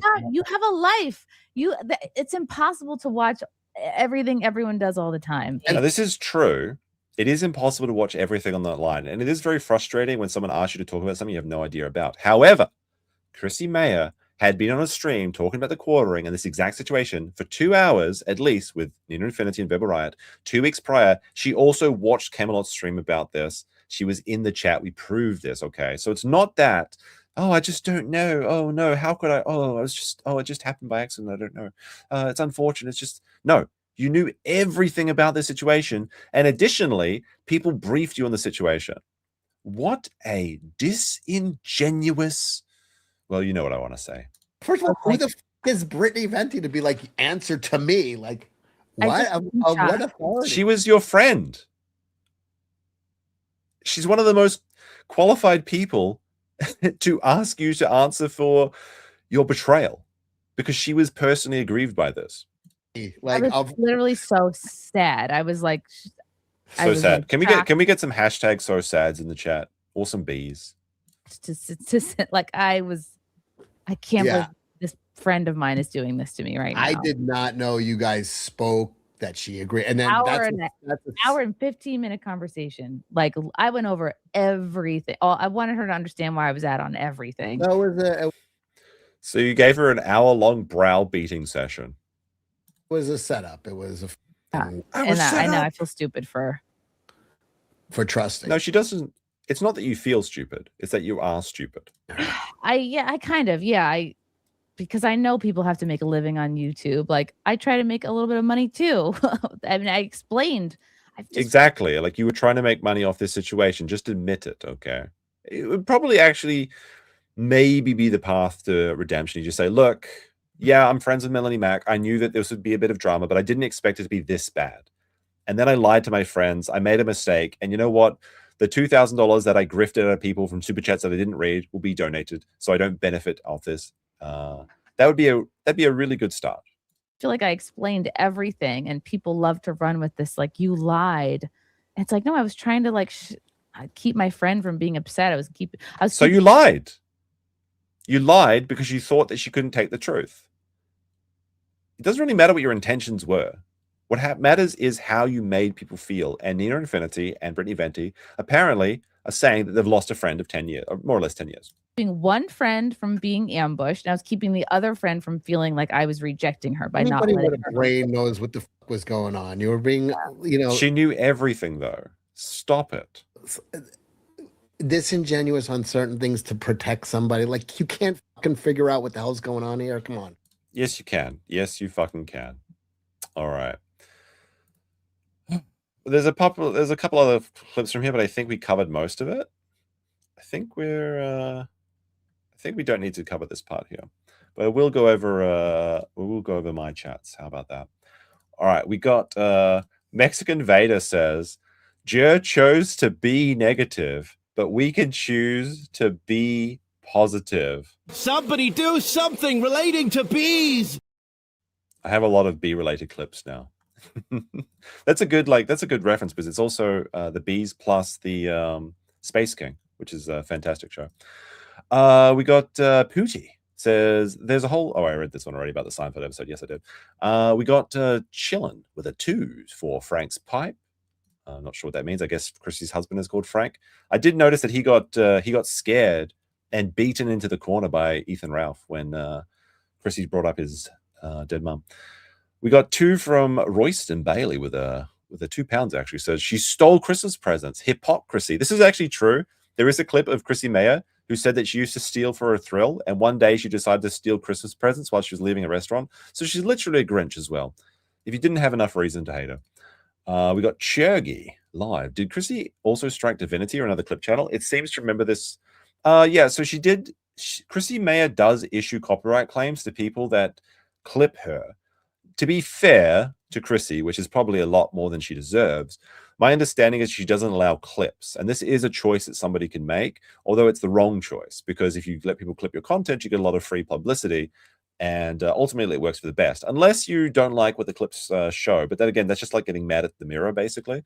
But fair enough. If you say you can't clip someone's content, you have to make it transformative or get permission. That's kind of the way it is. However, I do believe that she struck someone that was just impersonating her, but she can't take a joke as a comedian, which is very funny because her entire career as a comedian is built about my vagina vote jokes or imitating, I guess, Frosk and Melissa Mercanti, which I think is the situation, but I'm not too well versed on that. I was kind of like signed out when I was that old drama and stuff is going on, so I don't know all about that. I know it's pretty big in the final Friday Night Tights universe, though. We got War Wizard with the 2 who says, Gummy is so disingenuous. It's frustrating. We've got to bring up the Gummy Maya pictures again. This one. Here we go. We'll put this up. There we go. While we read these chats. There we go. That's a very funny picture. Although I think there's only just 2 more chats to read. Because I read all my chats, unlike Chrissy. We got Jefferson C. post with a 2 saying her biggest error is making Venti in her A-log. Brittany Venti does have the weaponized autism, so she is an enemy you wouldn't want to have, in my opinion. We got BobTube with a hi. I'm B positive chat. Thank you very much, BobTube. And let's take a look over on Kick. We've got Officer Dank Nasty sent a rage quit saying, I am a woman in the chat. Smelly vegan vagina alert. My vagina is storming your chat like Normandy. Men suffer. Suffer, men. And I'm pretty sure I read the packet up from Shadow, but there it is. All right. Dear, oh dear, man. I guess that's the Chrissie Mayr segment done anyway. For now, at least. We'll see if it comes back. Let's go to Jeremy's streaming woes. Because I need a break from raging for a second. Here's a let's see this. This is just a funny quick clip. Joe, please make sure you leave a like. All right. This is also good advice from Jeremy. Joe, please make sure you leave a like on the video and share this out there. I'm definitely in the YouTube gulag, so he's in the gulag again. Joe, please make logs. What do you mean the YouTube gulag? He's being shadow banned. Oh, it's the shadow ban. It's happening, chat. Got to get my Coke sip in there because my throat is always getting raw. Now, what's happening here is that Jeremy is suffering because he's made his entire channel into shorts slop that nobody gives a shit about. Oh, wait, what happened? No data found for the quartering. Give me a second here. Let me just reload those. See, what I'm doing here is I don't want to type anything into any of my search bars just in case, because the quartering is teaching me a much better lesson in OPSEC. All right, here we go. There it is. The quartering is suffering. Suffer, Jeremy. Look at that. This is where he was buying views. Oh, look at that. 3 million views. Nice. And imagine being down 50% in views when you're putting down 3 videos a day every fucking day for 10 long years. Now, over the last 28 days, he's down 24%. Over the last 7 days, he's down 52%. Now, of these, the last 7 days was 3 million views. Of that, 2.5 million of these were stolen shorts. So he's down to 500,000 views in long-form content. Now, this sounds pretty good at first. However, and this is what's interesting, because I was talking with a few people connected to this recently, one of them being Sydney Watson, who was nice enough to clarify some of the details that she was talking about with Camelot, is that everyone just assumes that Jeremy is like a big fucking baller in the industry, and that's how he's been able to get away with all of this. However, we know from certain leaks that Jeremy's only making $2,000 a month on Rumble and $3,000 a month on YouTube. And this makes perfect sense because 500,000 views is something in the range of $3,000 to $10,000 on YouTube if you have like an 8-minute video. However, we know that Jeremy's also buying views, and you don't get any money whatsoever for bought views because they're ads. Like, it wouldn't make any sense to make advertised views on a bought video. Now, I believe we have a couple things here. First of all, his smile and optimism gone.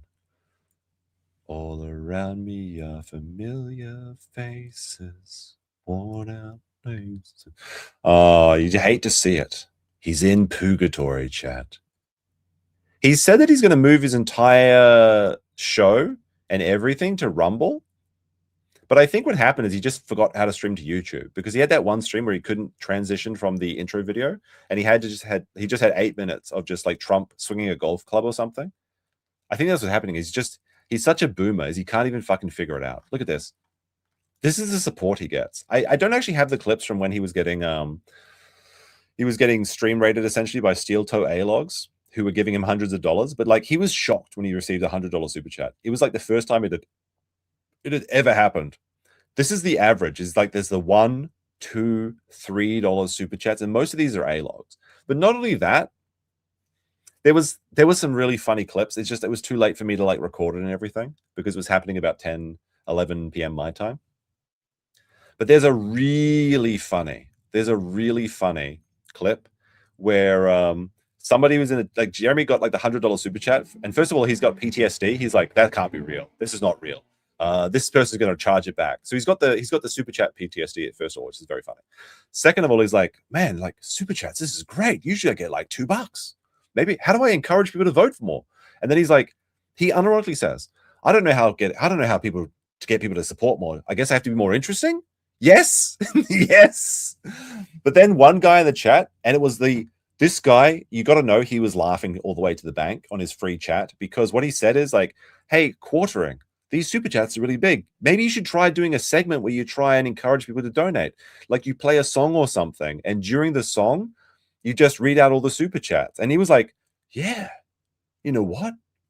That sounds like a really good idea. That guy, I don't know who that mystery Freebird poster was, but it was so funny, and I wish I had that clip. Speaking of donations, we got retarded millennial with a packet up, says, forgot I got these from Eddie. Oh, did you win the prize? On like Kick was giving out like free kick points or something. Thank you very much. Be sure to check if you have free kicks to send them to your favorite streamer. It better not be fucking Camelot or potentially criminal. We got Atomic Citizen with a full send. And we also have Dank Nasty sent 1 cent. Thank you very much. I won't spend it all at once. We also got Jeff C. Post saying, and I need to remind YouTube I'm here from Jeremy. Oh, I say yes. Yes. Thank you very much. I much appreciate the like. And also we got another 1 cent from Dank Nasty. Look at Sean's watching you when you send those 1.1 cent chats. All right, we've got a couple of the clips here, which is pretty funny. Hi. So this is from Jeremy. This is from Jeremy's stream. So I hope everyone's ready to go to bed, because this, many gifted 1,000 kicks. Pack it up. Very cool. Hi. Sniffles. He's crying. A short time for retarded kids, not your demographic. It's true. But like, there are a lot of people that. See, the problem is that Jeremy's appealing to retarded kids when he needs to appeal to retarded adults that are shitting in their diapers, because that's his actual base. The only people that can actually stand Jeremy's content. There was one guy, and I guarantee this guy was a troll, but it was almost like you could almost believe him, where he was like, I like it when Jeremy takes pauses. It's very relaxing. Unlike other live streamers that are high energy. That still watch shorts, and I think I can do better shorts. You've got to do better, Jeremy. My 3-minute shorts that I do on Unsleeved Media, where I talk about like magic cards and top 5 lists and stuff like that. That's not exactly. Has he actually done a top 5 on Unsleeved Media as a short? I don't think I've seen that. Wait, I'm gonna check. I'm gonna check right real quick, because I thought he was putting Unsleeved Media is the Magic the Gathering. Unsleeved Media. Did he actually put like a top 10 list or something? Does that actually make sense? And Jeremy never makes sense. So he does. He has. Oh no, fuck! It's over, chat. Oh, it's over. No, Jeremy, not like this. All right, so we got some Jeremy shorts here. He does have, you know what, to his credit, he is finally making shorts that make sense. Top 5 most expensive mythics. Top 5 most expensive rares. Top 5 most expensive uncommon foils. 1,000 views. Bros. 100,000 views on a short is about $10. This video he made here, let's take a quick look. There are a lot of cards that are secretly worth a ton of money, and these are the top 5 most expensive foil uncommons you might just have laying around. Let's start with some honorable mentions. Things like this is actually a short that makes sense on his channel. I'm actually surprised. It seems like because this is like actual effort, and maybe he had somebody else editing it for him, but like he's actually. I mean, I don't like this content, but this is actually the content you should be making, because it's wild. Because if you go to his other channels, he was just making. I'm kind of curious actually. If we go back, it's just so funny that he made less than $1 for that video. He tried to put energy in. Oh, he deleted them all. No, he deleted them all. If we go real quick to, what is it called? RC Nightmare? Because those make sense for the channel. This is outrageous. Jeremy's actually putting content on his channel that makes sense. All right, so if we go to RC Nightmare, this is his RC channel.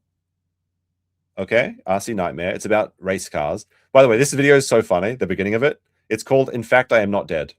Let's have a look at this one real quick. Well, it's been a little bit.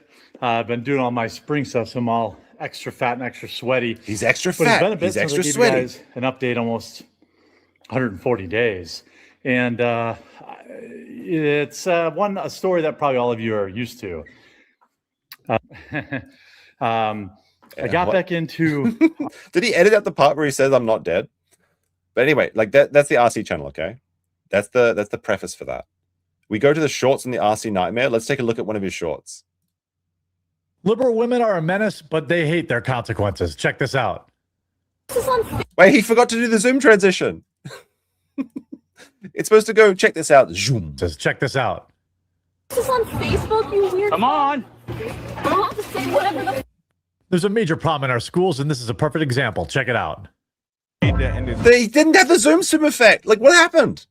The AI that's making his shorts is malfunctioning. This is supposed to have the zoom transition. There are good men out there, and this proves it. Check it out. It's not making the sound effect's out of synchronization. Jeremy, no, wait a minute, no. This one's muted. It's muted. The white men don't have to do anything to suppress black people, sweetheart. Black people are doing it all by themselves. Y'all love to try to blame the white man for everything. Let's go, Black The white Queen. man ain't force you to go to the liquor store every weekend. The white man not True. force you to go to the club I love this chick. Can I subscribe to her channel? every weekend. The white man not forcing Honey you to drink lean. 365. He's not forcing you to pop Percocets. He's not forcing you to have all these illegitimate bastard ass kids. The white man is not forced. True. But like, he was muted. Look at this. He's muted. The white men don't have to do anything to suppress. Oh my goodness. This is on his fucking RC channel. This is what he was doing on Unsleeved Meat. Like, he made 150 of these shorts because he can't sleep, and now he's dumping them on any of his channels, just trying to desperately make money from YouTube AdSense. This got 500 views. He made less than a cent for this, which is more than he fucking deserves. Our justice system needs to be a little bit more fair. At least I think. Check this out. They bought their first home 2 There you months. go. That's how it's supposed to be, and like that's the immense of his work. It's 6 seconds of work. Cheating hurts, but catching him in the act is also great. Check this out. The zoom transition missed again. I think it's a mom's fault for raising an entitled brat. What do you think? Check this out. Check this out. Cricket noises. Remember Baywatch? Well, here they are now. Rough. Check it out. I'm gonna have to do the sound effect for him. Remember Baywatch? Well, here they are now. Rough. Check it out. Oof. Some are calling this selfish, others are calling it greedy. I think it's just kind of normal. Check it out. All McDonald's of these is ones are tired of the cooked. youths, and I agree with.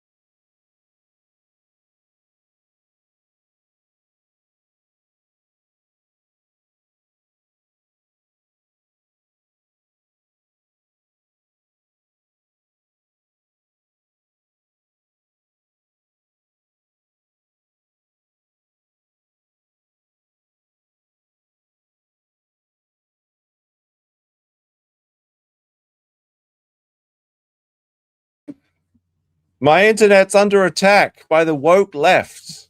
Okay? It wasn't quartering. It was just the neighbor turned off the Wi-Fi because I forgot to send them some lasagna. Okay, he's muted. No, not muted. I don't think so. We were having too much fun. We were on such a roll. It wasn't my fault. Those thunderstorms. Let's bring this back in if it's working now. Hello screen. It's not loading up. There it is. All right. Well, anyway, I think you get the point. I think you get the point is that Jeremy's putting a lot of garbage tripe there. We'll have to edit that in the post show. Is the kick stream still okay? Can we see some bees to make sure the bee bros are still alive? Okay. The bee bros are still there. Thank God they're safe. Is he safe? As long as the bee bros are okay, I'm fine. All right. Yeah, we did have a little bit of an but you know, when your internet's under attack by the woke leftist SJW neighbors, you've got to hit that like in the stream. You've got to hit those Bs so we get back in the algorithm. All right. Here we go. This is an interesting one from Yellow Flash, who I believe I saw earlier in the stream. He says, I'm hearing that the quartering is trying to get YouTube to push his videos over to tractor content. YouTube did something similar with Brie Larson for a time, and they made it her name a news subject. This makes it so only authoritative content has their videos appear at the top. Now, this is an interesting theory if true, and it may be the case because Jeremy does have a YouTube advertising rep. Okay. So, and this is actually what happened during the Amber Heard trial is that, or was it the Rittenhouse? I forget which one came first, but basically what happened is a lot of the law tubers were doing really successful streams and Law and Crime was very upset about this. So they actually got authoritative statement as a news outlet, which allowed them to put their streams to the top. Now, apparently Jeremy is trying to do this as well, which is very funny. He's going to make the quartering as like going to be a special subject, but this is like a subscription thing. And if you stop paying for it, it goes away. So it'd be very interesting to see if this actually does happen because he is actually seething in his private Discord calls, talking about how every time you search for one of his videos, the detractor content comes up because the detractor content is actually good and entertaining. All right, let us see. I think that's the, I think we can go into the Sydney Watson stuff now. Sydney Watson, sorry. What's her name? Lauren Southern. Lauren Southern. We did the Sydney Watson stuff yesterday. Let me just check through this. This is a good one.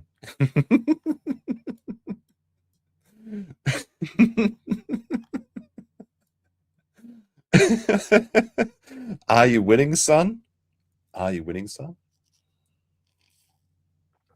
Oh, by the way, I was reading the stream chat while my internet was dipping out, and I saw some guy that said like, this guy's trying to stream, but his internet failed. Check this out. Very funny. And also you rats in the chat. All right. We got the enders near beware with the 2 says, I will go quartering, actually thirding, NI. Don't go into the light. And we also got check this out. He checked this out too hard, bros. I did. I was having too much of a good time, which is pretty much the case every day when I'm streaming these days, because I'm having a lovely time streaming. All right, let's go into, I think we're good to go into this. Oh, by the way, just whoever did this on the Kiwi Farms, the shadow of Chernobyl posting. I love this picture so much. Uh-oh, bad decision, Sydney. Bad decision. All right, let's go into the Lauren Southern class. By the way, Bearing put out a video on Styx Hexenhammer. We might watch this as a post show over on Kick, provided my internet isn't attacked further. We'll see. We'll see how it goes. All right. So there's a post that came out today, and this is like really cool because you got to wonder how many more dominoes are going to fall. And like when I say cool, I mean like very interesting. It's like not a good thing that this happened, but it is very nice to see that after Sydney Watson did come out, it's emboldened more people to come out because Jeremy's always holding these lawsuit threats over people, and they kind of just believe him. It seems like he does this to everybody. And he's just a piece of shit to everybody. So let's go into the Lauren Southern, who I haven't heard of. Oh my goodness, fucking flashbanged. Okay. Lauren Southern, she posted today saying the quartering. That's fucking bright there for a second. I'm going to get a very dry mouth while I'm reading this, I think. But I haven't seen this chick since she was banned from New Zealand. But I know what that feels like, so, you know, you can't really blame her for that. All right, so the quartering, Lauren Southern, posted May 14th on Substack. So go check her out on Substack. December 2025. I was on a plane to the first TP USA conference since Charlie Kirk's death. It was supposed to be a big one. I walked in to the Renaissance Phoenix Hotel lobby. Oh no, is Jeremy going to get banned from another Renaissance? and actually laughed to myself. Only 2 years earlier, I had walked into this exact same lobby for AmFest 2023. That year, after spotting a few characters from the Whatever podcast roaming around among the unusual constellations of internet personalities, I immediately made a beeline. Somebody do something relating to bees! I made a beeline. By the way, Shadow just gifted 10 subs on Kick, which makes him the... Is that the monthly top gifter? He is. He's the lifetime top gifter. Suffer, Ziggy. The Ziggers are not doing so well over here. All right. So we have Ashley St. Clair and Eva Vladinger Broke. I don't know what this is. That go back to South Africa. Claire and Eva practically smuggled me out while assuring me they completely understood why I wanted absolutely nothing to do with being there. At that point, I was nearing the peak of my disgust with the online world. Little did I know that less than a year later, I'd managed to get myself cancelled by every possible faction simultaneously. Russian agent of the left, relationship scandal to the right, a real bipartisan achievement. But it had been a long time since I'd attended any major political event. I'd spent most of the year of last year offline. I released a book, then proceeded to reject almost every interview that came with it. Just a second, I'm just changing my tabs real quick. All right, there we go.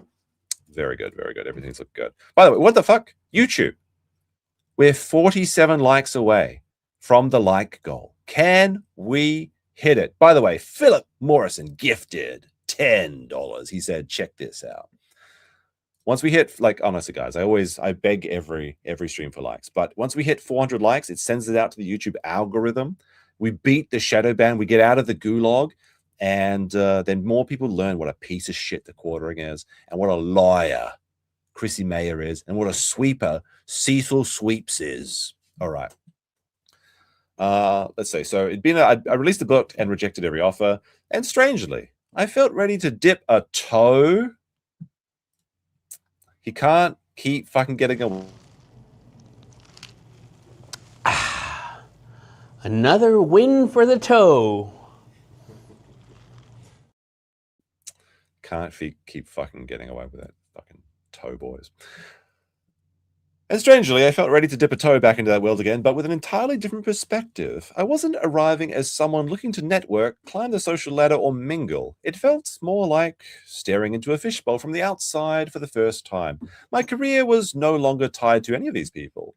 I'd finally decoupled my identity from this world and rooted it in something that they couldn't touch. So, what did it look like now? Honestly, I felt a bit like attending a high school reunion. Actually, scratch that. It felt more like showing up back at high school after disappearing for 2 years because of a teen pregnancy scandal. Oh my goodness, we're going to learn a lot about pregnancy today.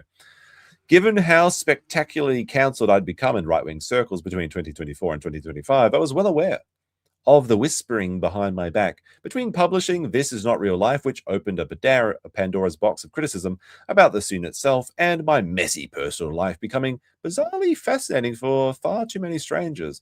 Let's just say that I was under no illusion that I'd be receiving a hero's welcome. Though, unironically, this is exactly what I got. Everybody was incredibly nice to me. Can we get some clapping in the chat? Everybody was clapping. Everybody was clapping. You love to see it. Feels so good. We got Beyond Dark saying, let's get those numbers up. I mean, we gotta reference the man, right? Guys, again, please like the stream if you haven't, and please support it. I really need the stream to be a good stream. Yesterday, I had 2 streams that didn't do so well. Right now, we're around $100 to support. We got an hour left. It'd be great to get some more. I know the Virtual Boy stuff, sadly, there's not much I can do about that. I can't capture it, right? We could emulate it on PC later if you want. But this has been fun. You guys are suggesting games for me to check out, and I appreciate that. Let's get some support going for the stream. Okay, I'll be right back.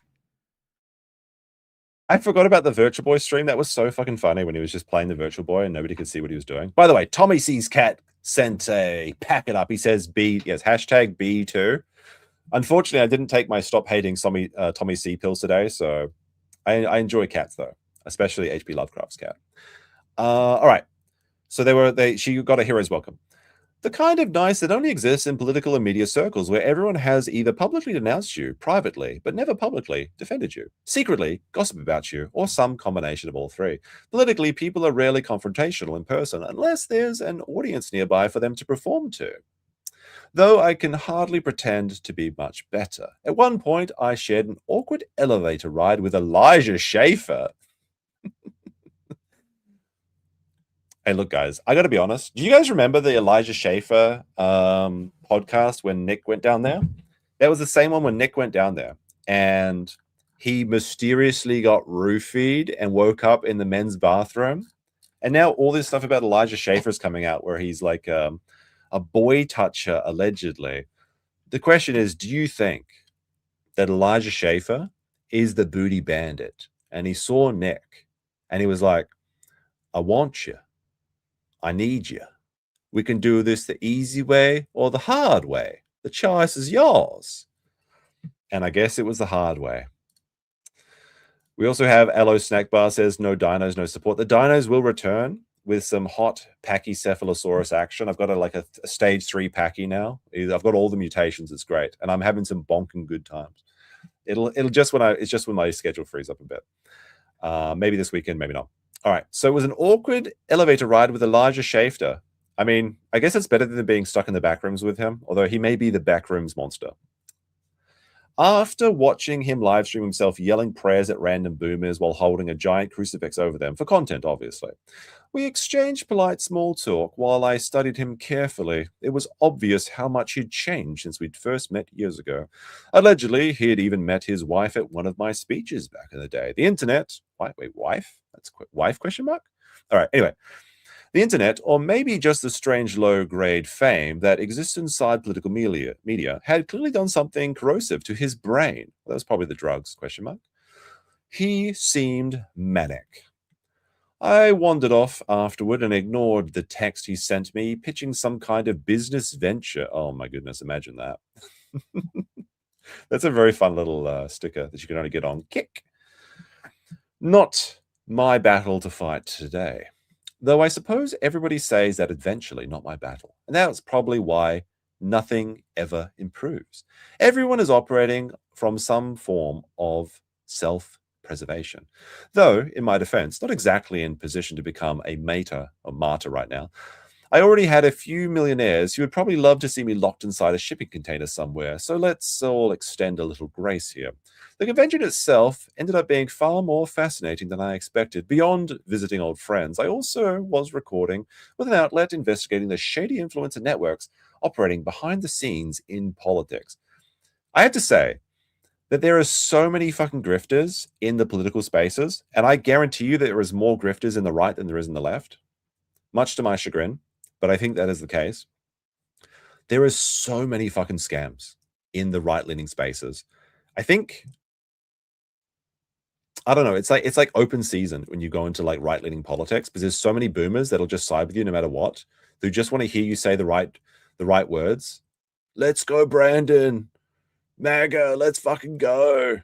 And they don't even care what you do as long as you say the right things. It's totally team sports. But I mean, what a stunning and brave opinion that I have there, right? Your torch leads the way. I made myself a promise that I was going to dip my toes back into this world. I would have had to approach it differently, less participating, more observing, more trying to understand the manipulation and inauthenticity,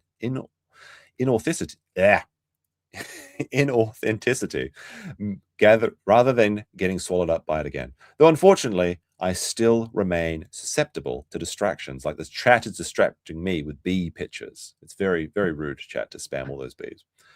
Particularly personal grievances, which honestly may be the primary motivator for my most political personalities, even more than money. I'd always loved the underlying theme in the social network, Zuckerberg, Saverin, Parker, all these men building world-changing companies while being driven largely by insecurity, revenge, social anxiety, and interpersonal resentment. This is actually like, I'm learning that this is like 80% of everything that's online. I mean, I guess I should have figured this out already, but there's and I dare say, I mean, I can't say this with a straight face, because what I want to say is that I wish there was more normal people like myself, but I'm far from normal. Let's be fucking honest. I can't even fucking read this article. He's illiterate. Oh my god, woman, get on with it. Look, give her a time. This gets really good. Okay, we're going through the numbers here.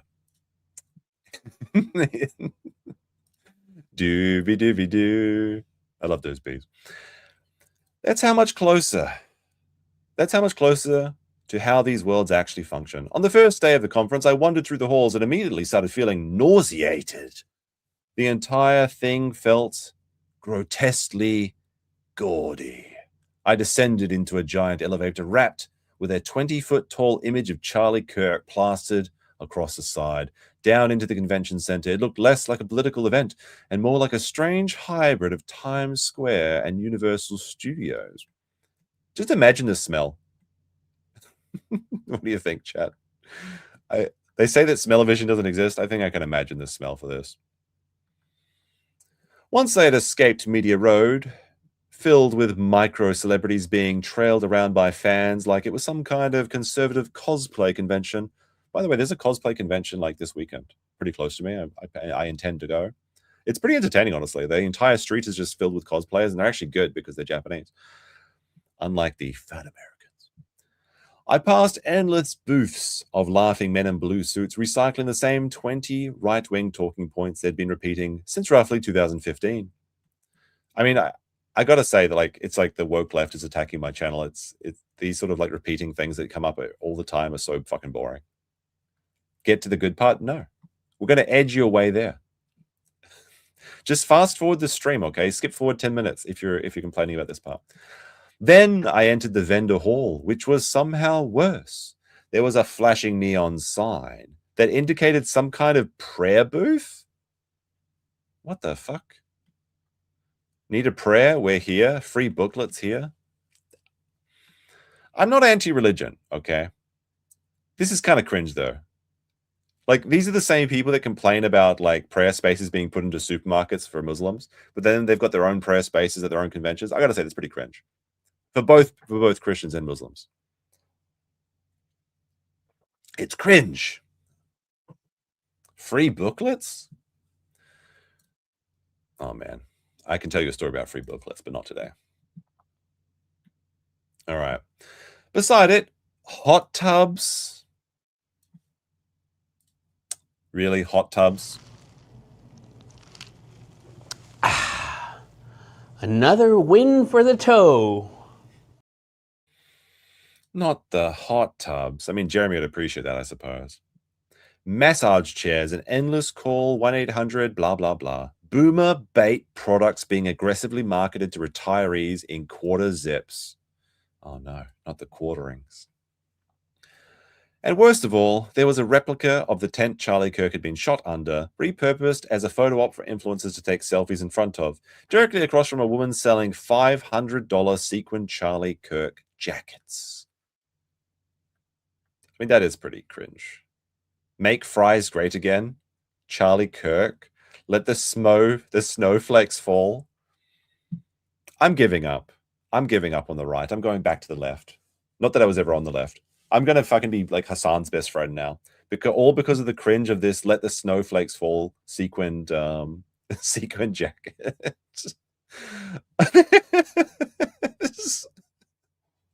No, not like this. This is like, look, we'll be honest here, okay? There is cringe people on both sides. We do have to acknowledge this. This is true. If you don't like it, then deal with it. It's just the facts, okay? And if we can't call out cringe on our side, then how can we expect to call out cringe on their side? Okay? It's equal opportunity A-login is what I believe in. Now, I'm not above enjoying nice hotels or expensive shoes or makeup or vanity, but there are levels of materialism, especially when fused with politics and spirituality, that should make any healthy culture feel physically ill. It became difficult to see the convention as anything other than a grotesque parody of both the man who died and the broader state of American politics. And to be fair, I'm not indicating every individual involved. There were some generally good people there doing meaningful work, but anyone with 2 functioning brain cells could still recognize the broader spectacle for what it was, a circus. And speaking of circuses, and my unfortunate tendency towards personal distractions, of course, there had to be a few familiar acts. Time practically slowed to a crawl when I spotted the quartering. All right, here you go, chat. If you skip forward 10 minutes, this is the quartering part. Jeremby Hambly, tucked into a tiny blue booth. He's in the booth, in the back. He's in the corner, in the far back corner of the vendor hall, live streaming with a few women who I vaguely recognize from the internet, including one of Tim Pool's rotating co-hosts. Oh my God, look at this fucking photo. Your alpha male, sir. Now, I do have an artist's interpretation of this that I prefer better, which is this one. It's perfect.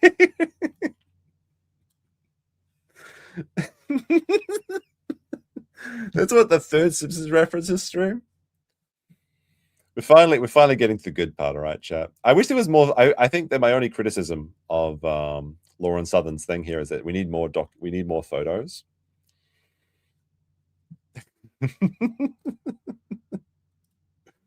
All right. It's quartering, and of course Hannah Claire was there. And by the way, he couldn't go to AmFest without getting his Jubal to pay for it because it was too expensive. $10,000 was too much for him, despite claiming to be a millionaire or whatever it is that he is. It was three people gifted him $5,000 each to make him go here, and he said he was going to be next to Russell Brand and next to Ral with Crowder and everybody. He was in the back with all the grifters, next to the toilet, which I guess was actually a smart move on their part, just in case there's emergency.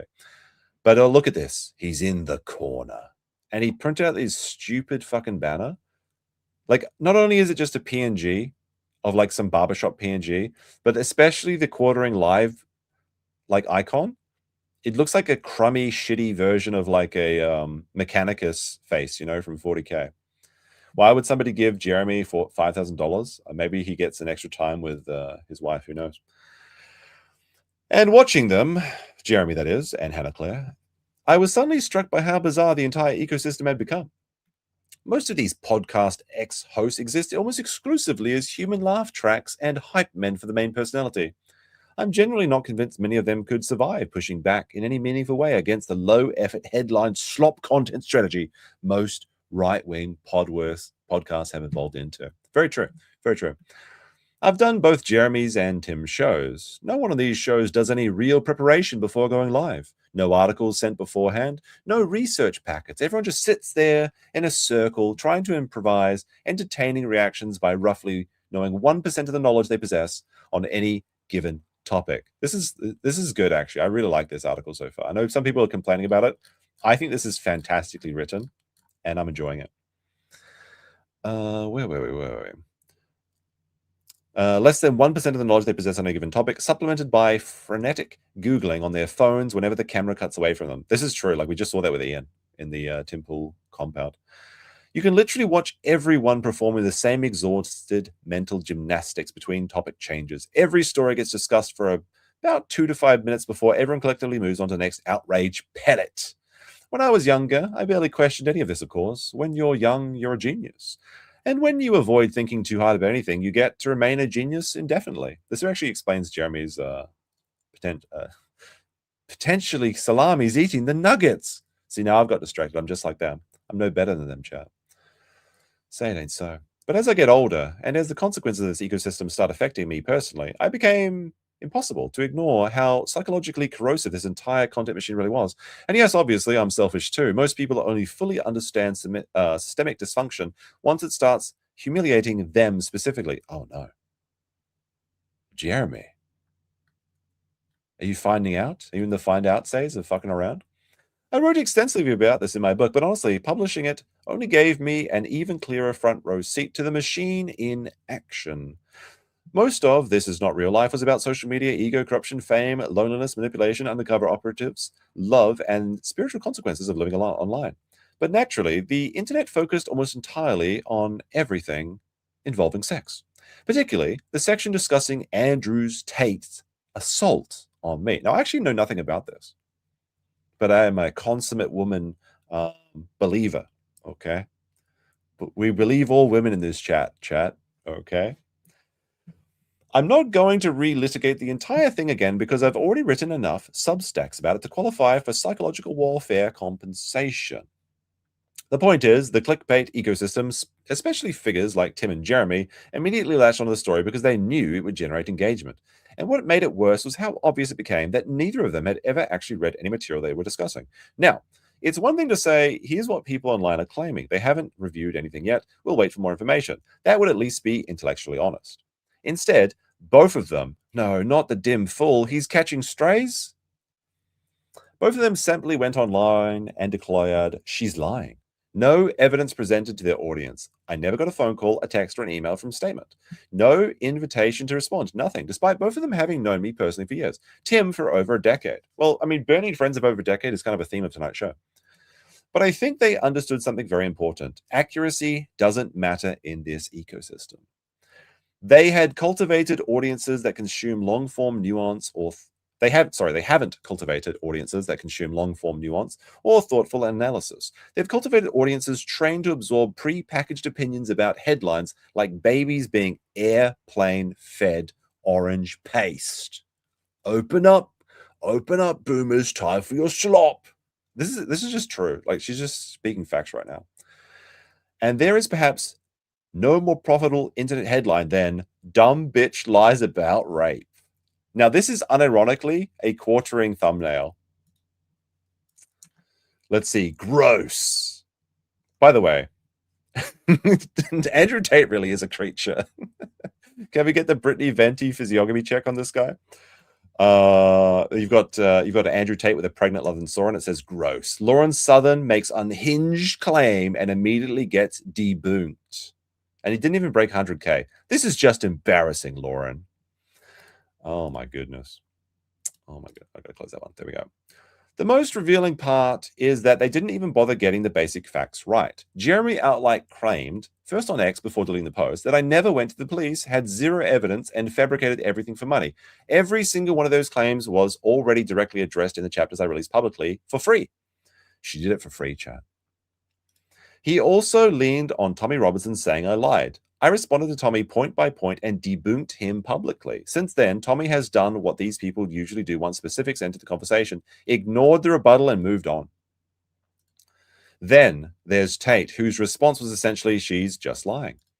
Despite repeatedly threatening legal action, he still hasn't managed to send something as simple as a cease and desist. Of course, Jeremy won't mention any of that. Because actually engaging with evidence would interrupt their performance. He skimmed a few sentences that could be clipped into a convenient Lauren Bad narrative, then spent the rest of this segment whining that I declined his very generous job offer. For the record, it was $200 a week. $200. But at least now it can't get much worse. But it did get worse. It is outrageous to know that Melanie Mack was getting a better offer. Although maybe they don't get any money at all. Because we all just assumed that Sydney Watson was paid like $250,000 for the Publica. Maybe Jeremy's just been lying about everything. Maybe they're just doing it for the love of the game. Who knows? And naturally, after all, he called me a dumb whore. Par for the course, though. I do not wish my critics... though I do wish my critics would occasionally surprise me with a new insult. This material is getting stale. As I walked past his booth, I could feel myself staring holes through him, while he rambled to his live stream audience, confidently wrong about something, as usual, I'm sure. And for a brief moment, I seriously considered walking directly into frame, pulling up a chair beside him with a giant grin on my face, and making him explain the details of the case he had confidently monetized without apparently spending even 4 consecutive minutes researching. Once again, women are just cucking the content. They just need to tell us everything. They need to go, like, this would have been so Kino. Imagine if that actually happened. That was such a disaster for Jeremy. Just with the Melanie Mack whispering the help me to Hannah Claire. Why didn't she do this? I grumbled and thought better of it. No, she ruined it. It could have been legendary. I wasn't trying to turn myself into a spectacle again, and I'm trying to become more mature now. Allegedly, part of maturity, unfortunately, seems to involve suppressing one's natural instinct for blood sports. So instead, I wandered back across the street to the hotel where I was staying with my friend Caroline, and spent the next hour getting ready for a party that evening, mentally chewing on the question of where exactly the line exists between defending yourself and getting permanently trapped inside the orange outrage machine. Is it actually healthy to let people lie about you to a massive audience without consequence? This is interesting because this is what happened with Sydney Watson. is she decided to just back out of the drama and not talk about it. But as a result, Jeremby was able to get away with all of this nonsense for all these years. And the second she actually came out and set the record straight, everyone was just like, oh, of course Jeremby was lying about this. And now more people are coming out. And this is just the first 2 dominoes. How many more people are going to come out and expose the Weinstein of YouTube, as we've been calling him? We got Chill Station with an N. I don't know what he means by this, but he did send $2. Interesting. We got Jefferson C. Post saying, people like Tim Pool look down on drama, yet PPP and Warski do more in-depth research and preparation than most of the right-wing media suffer. I'm actually shocked at just how much research they do and how much prep they do. And there certainly have been many times where I have put a low-effort stream together and just read articles and things like that.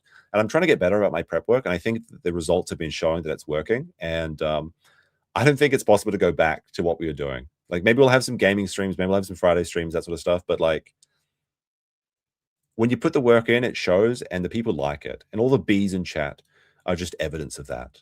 By the way, speaking of bees, let's check out. We got Tommy C's cat with the bee too. I think I read that one already. But I love my bee boys. All right. So is it healthy, or does trying to correct every lie just condemn you to endless public mud wrestling? Are people like the quartering, the endless online gossiping, rage farming, confidently lying into microphones for profit simply an unavoidable feature of the internet now? I would actually say yes to this. And if you fight back, do you just end up being dragged into the same swamp? You know the saying, never wrestle pigs. They enjoy it, and you just get filthy. I never really figured out where the correct balance lies. The night I went to James O'Keefe's party and immediately found myself surrounded by a million faces I recognized from the internet land, self-appointed Groiper generals, trad LARP accounts made flesh, conspiracy schizoids, influencers I'd known since the 2015 era of political internet insanity. Every interaction was positive, or at least positive on the surface. And to be fair, there were absolutely people that I genuinely liked. You have some sneaky photos here. I don't recognize any of these people. But unfortunately, I have an extremely good memory when it comes to the internet. I missed a lot during my hiatus, but during the peak of my cancellation in 2024, I was still terminally online enough to remember exactly what many people had said about me. There were only a handful of these types who had actively said hello. And as they smiled and reached out to shake my hand, Lauren, huge fan of your work. We should catch up sometime. Want to take a photo? I could practically see their old tweets floating above their head like subtitles. Dumb slut was never right wing. Ha ha ha. Get fucked. Hope she never comes back. And then a warm smile, and I'd shake their hands back. Ew. She got the ick. She got the ick. Part of me felt that I couldn't really judge them as cowards when I was also choosing not to say anything back, but the larger part of me simply could not be bothered. I kept wandering away from the crowds throughout the night and just observed things from a distance. At one point, I sat at a bar with an old fan of my work who told me he used to watch my videos in high school. I laughed about how ancient that suddenly made me feel, and we both watched as a woman in lingerie performed a burlesque inside a giant martini glass for roaring conservative audiences. Now, wait a minute. What the fuck? Your conservative party, sir. Was this just a big honeypot? I do like that she backs this up with photos. She was just holding on to these photos for a long... I guess women do take photos of everything, especially the meals. Let me see. Despite how absurd the whole scene was, in some ways it felt more honest than an actual conference. I don't recall James O'Keefe ever pretending to be some steward of traditionalism anyway. Eventually, Carol and I wandered back to the hotel and stayed awake, talking until we both passed out. The next day, it was more of the same. A few interviews, lunch with friends, more wandering and observing. That evening, I was heading to grab dinner when I glanced into a crowded restaurant and spotted a few familiar faces sitting together in the corner. Not the cornering, and there he was. Jeremby Hambly, the quartering, sitting with members of his team alongside a few old friends that I'd recognized from Timcast. The part of me wondering whether I was about to make a spectacle instead of myself suddenly died. There weren't even any cameras rolling. Could it really be that bad? The mischievous little imp inside me, the one that has over the years contributed to me being banned from multiple countries, including New Zealand, which I understand, slowly began curling the corners of my mouth upward as I made a beeline. Oh my goodness, not again. Not the bees. Dr. Bees! I made a beeline for his table. I grabbed a chair from a nearby high top, dragged it across the floor, and slid it directly across from Jeremy with a grin. Well, look who it is. Oh, there has to be a recording of this somewhere, right? There has to be. Like, it would be so good if it was. Just be yourself. New Zealand loves their bands, that is true. Jeremy looked at me like he'd seen a ghost. He physically tried looking away from me. Oh no, I think we've seen this face before. Not this one. I think it was this one. This is, you know that this is the face that he made. He's like, oh no, not again. Not again. So I said, smiling, why did you make that video about me? What video? You know, the one where you AI edited me pregnant with Andrew Tate's child? Oh, he shrugged awkwardly. That's just the business. You get it? No, not really. I actually don't. Why did you tell and lie your audiences that I never went to the hospital or the police? Well, he stammered, I didn't really know about the case that well. It's incomplete. I blinked at him. Then why did you make a video about it? The table had gone almost completely silent at this point. I did go to the police. I did go to the hospital, and I'm literally testifying in multiple cases. Oh, really? He muttered. I didn't know that. Well, it wasn't really about that anyways. I heard you were talking shit about me in some group chat. There it is. I actually laughed. I actually laughed. Holy shit. This is like so fucking bad. Why does it keep coming back down to these gossip group chats? Stop! He's already dead. Now, somebody in the chat mentioned it, but by the way, this is the thing. We'll keep that open. We'll keep that open. This is fucking weird, mate. Why would you Photoshop your Sydney Watson? Sorry, not Sydney Watson. Lauren Southern as pregnant with Andrew Tate. Like, did this go into Jeremy's personal collection? Ah, a fine addition to my collection. And I think I figured it out today. Because Jeremy has this weird obsession with pregnancy, boobs, and specifically mummy milkers. It's not weird to have an obsession with boobs, but like, he's literally been caught drinking breast milk from the work fridge from his work wife, and his actual wife was pissed off about him. He's talked about how much he hates his wife and wants to get with someone 20 years younger than him. He's talked about how it's not too late for him despite searching for the male fertility treatments. I think it's all coming together that Jeremy has a pregnancy fetish because people always want what they can't have, and he's never going to have children. He's going to die without any heir to his name, and his name will be forgotten, but that's still not fucking fast enough. He's shrimpless. He's like Homelander. I mean, I guess he's just like Homelander if Homelander was like 5 times larger and wider. I fully believe this now. Because like when you look at like the things that Sydney Watson revealed to Camelot, she said that the first time that they met, she was driving, like she met a guy at a bar and she was driving them back, and Jeremy was plastered drunk, and he was talking about how he would fight the guy that she was actually interested in so that he could like caveman take her back to his hotel. When he was married, by the way, everything goes back to pregnancy. And like, remember this clip when he invites this pregnant woman on? Let's have a look at this real quick in the June the King documentary. So he brings on, he's drunk and he's trying to bring on a woman. By the way, he's bald.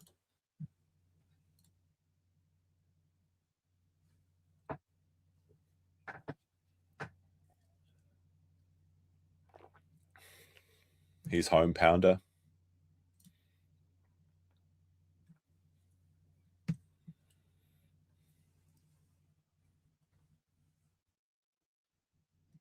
Oh, it's muted? Okay, never mind.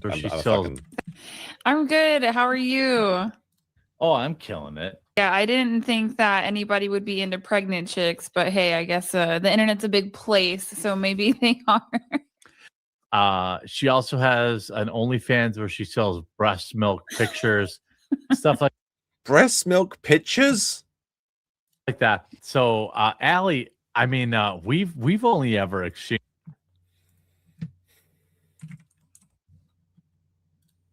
Hold on a second. Here's your breast milk picture. You happy, chat? Okay, like, what does he mean by this? What does he mean by this? Maybe not. Maybe it's not that much of yellow. Maybe it's more white. But you know, it's not like straight white. Anyway, I'm 100% convinced about this at the time. In fact, I posted that today. And I said that the reason the quartering is shrimpless, he's depressed because he will never leave a legacy behind. And he spends all day dreaming about pregnancy and talking about it and taking it out on women that won't sleep with him. I'm 100% convinced about that at this point. All right. So anyway, we're going back. So basically his entire motivation is just he makes fun, like women make fun of him, and then he makes like diss tracks on them, except they're just boring YouTube slop videos.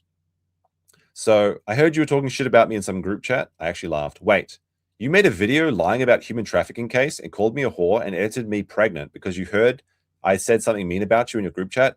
Yeah, he said defensively. I don't like being betrayed. What the fuck? Show me the message. Wait, we got to play the clip, JER. Show me the receipts. There we go. At this point, the entire table was frozen in awkward silence while I leaned forward, pressing him for answers. Jeremy sat fumbling with his phone while his co-host, Melanie Mack, Melanie Mack knew. Moralist Mack, the fake Christian, knew about all of this. She stared at him from across the side with an expression of someone watching a slow-motion car accident. He scrolled for what felt like several minutes before sighing, finally. I don't know. I can't find it. Anyways, when the case is done, I'll make an apology video, okay? Yeah, sure, buddy, I said. We'll see if that ever happens. I will, he insisted. I mean it. Okay, what do you think, chat? 1 for he's going to make the apology video and come clean, or B for he's never going to fucking make this video? BobTube says, can I put the milk church back up? Here you go. Hold on. Here you go. This is A5 grade breast milk.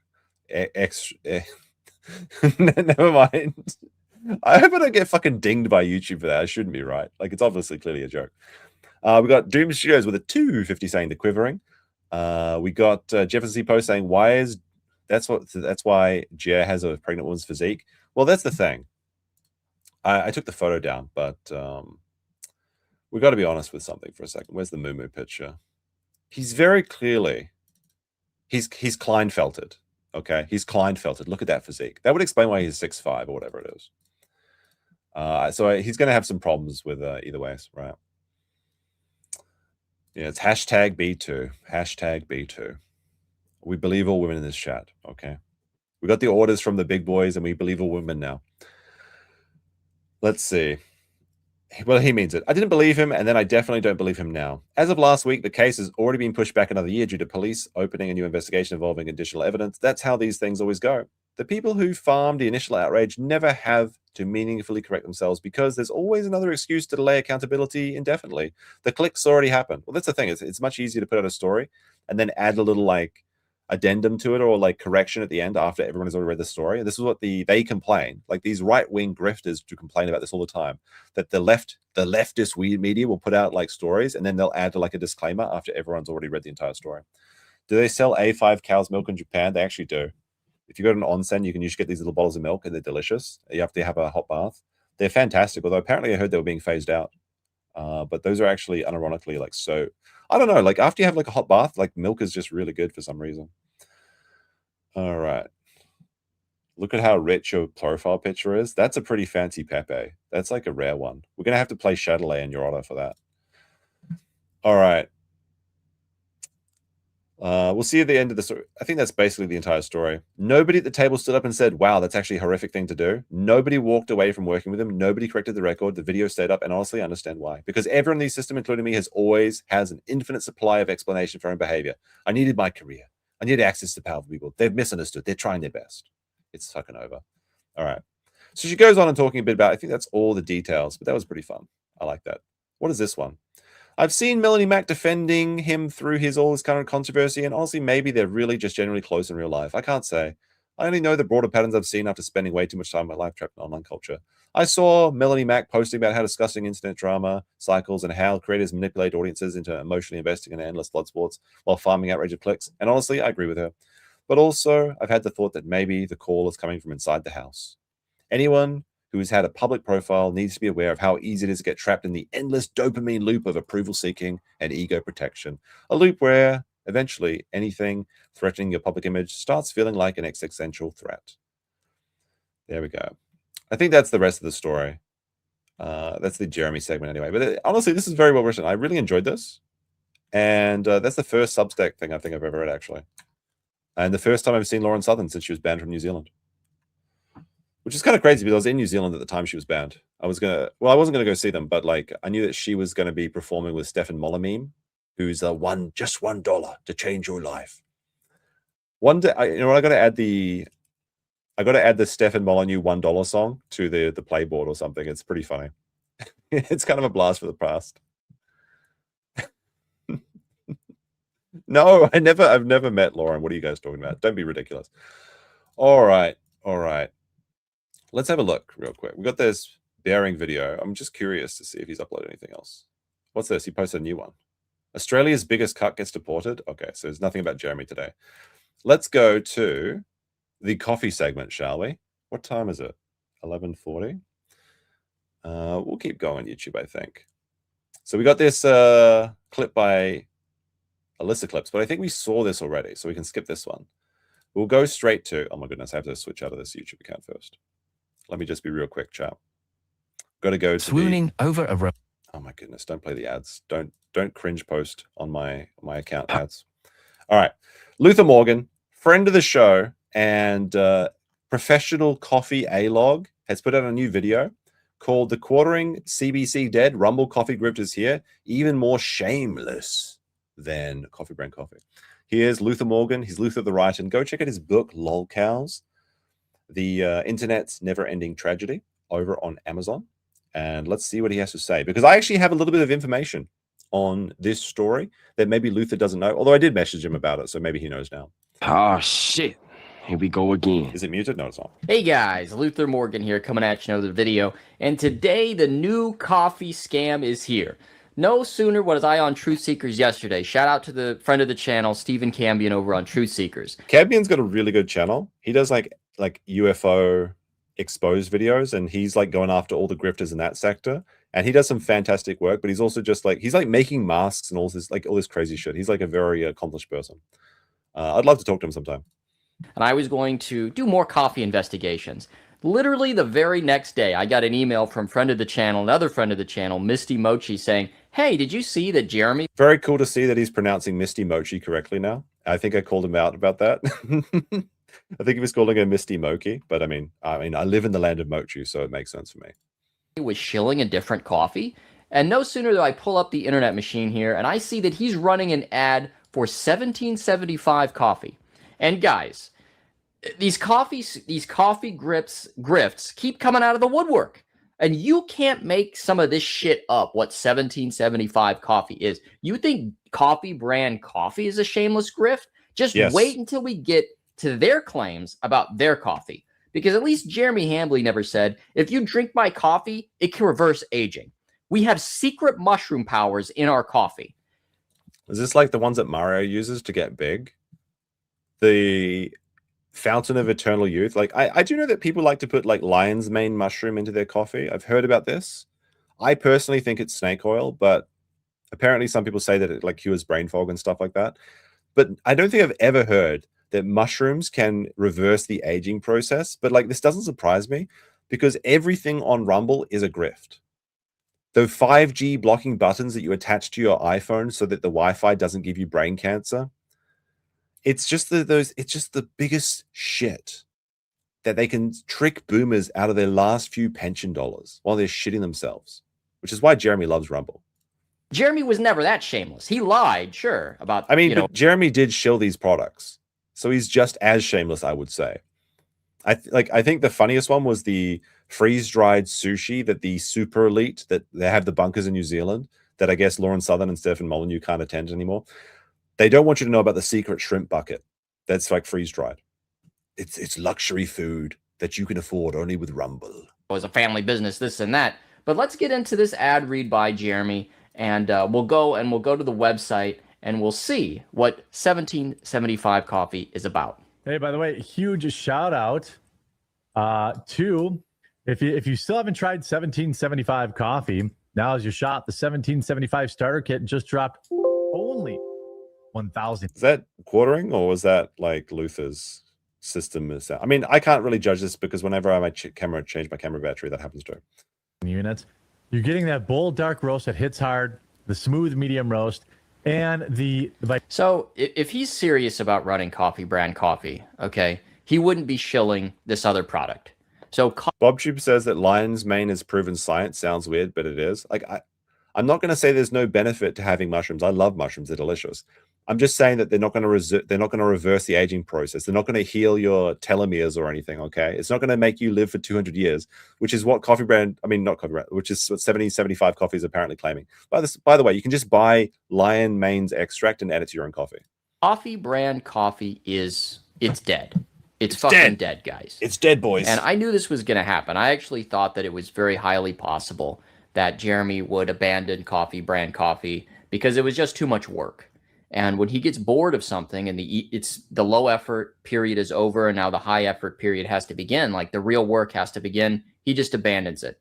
So coffee brand coffee is most likely an abandoned business. But let's keep going. Vitality mushroom coffee for clean energy and laser focus with no crash. Highly recommend the mushroom coffee. Mushroom. But have you tried it? Like, this is the thing that Jeremy's such a grifter, is that, and this is the thing that kind of pisses me off about Rumble ads in general, is it's just all these ads you can read for, and as long as you do the ad read, they pay you. So you have people showing this stuff that they don't even know if it's good or not, or is in a real product, which is like the 5G buttons, or that fucking like chainsaw that can't go through a pet bottle, or the shrimp bucket, or the slot bucket, or any of this garbage. Jeremy actually said that he co-signs and actually approves of people shilling for a movie before they even see it, because of course it's just promotional work. What are you worried about? Even if it's a shit movie, just sell out your audience for the first dollar you can get. Pathetic behavior. Coffee. What the fuck is it's just that? an ad read. I don't think you should do ad reads if you don't have confidence in the product. Call me crazy. Shouldn't you verify like it's a real company and at least that some of the customers have enjoyed it? If you just see a random ad, like just read this, okay. Just read this, okay. I don't think that's the right thing to do. All single origin, small batch, toxin free. Maybe that's why I'm broke. Wait. Mold free. Mushrooms are a fungus. Plus, is that true? I thought mold and mushrooms were different, but I mean maybe they are. I'm not sure, but that's very funny actually because coffee brand coffee actually had mold in it. It's moldy. Getting a golden meme and his morals. What a loser. You know what? Meme and his morals is my new mushroom company. We've got fresh foraged moral mushrooms. They're going to make you live forever. Actually, I've never tasted a moral, but I did collect them in Stardew Valley. They look delicious. I love mushrooms, actually. You know, they're basically space penises. Maybe that's why I like them so much. Hey, shut up. Just kidding. Clip, because freedom isn't scooped with plastic, a frother strong enough to... Oh my god, this is so boring, but just stay with me, guys, okay? To stir up your coffee and your mother-in-law opinions. And a black 1775 tumbler, $170 worth of coffee and gear, yours for $175 worth of coffee. You fucking kidding me? $9.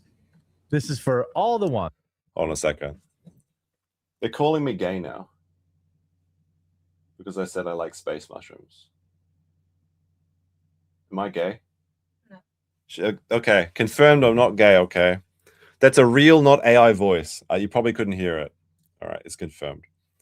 Who've been watching 1775 blow up on Rumble, wondering if it's actually worth it. Spoiler, it is. Go to 1775. See, he's such a liar. He can't even look the camera. He can't even look the people in the eye when he lies. Coffee/studio. Well, that's because he has to read. If he stops reading, he's going to lose his place.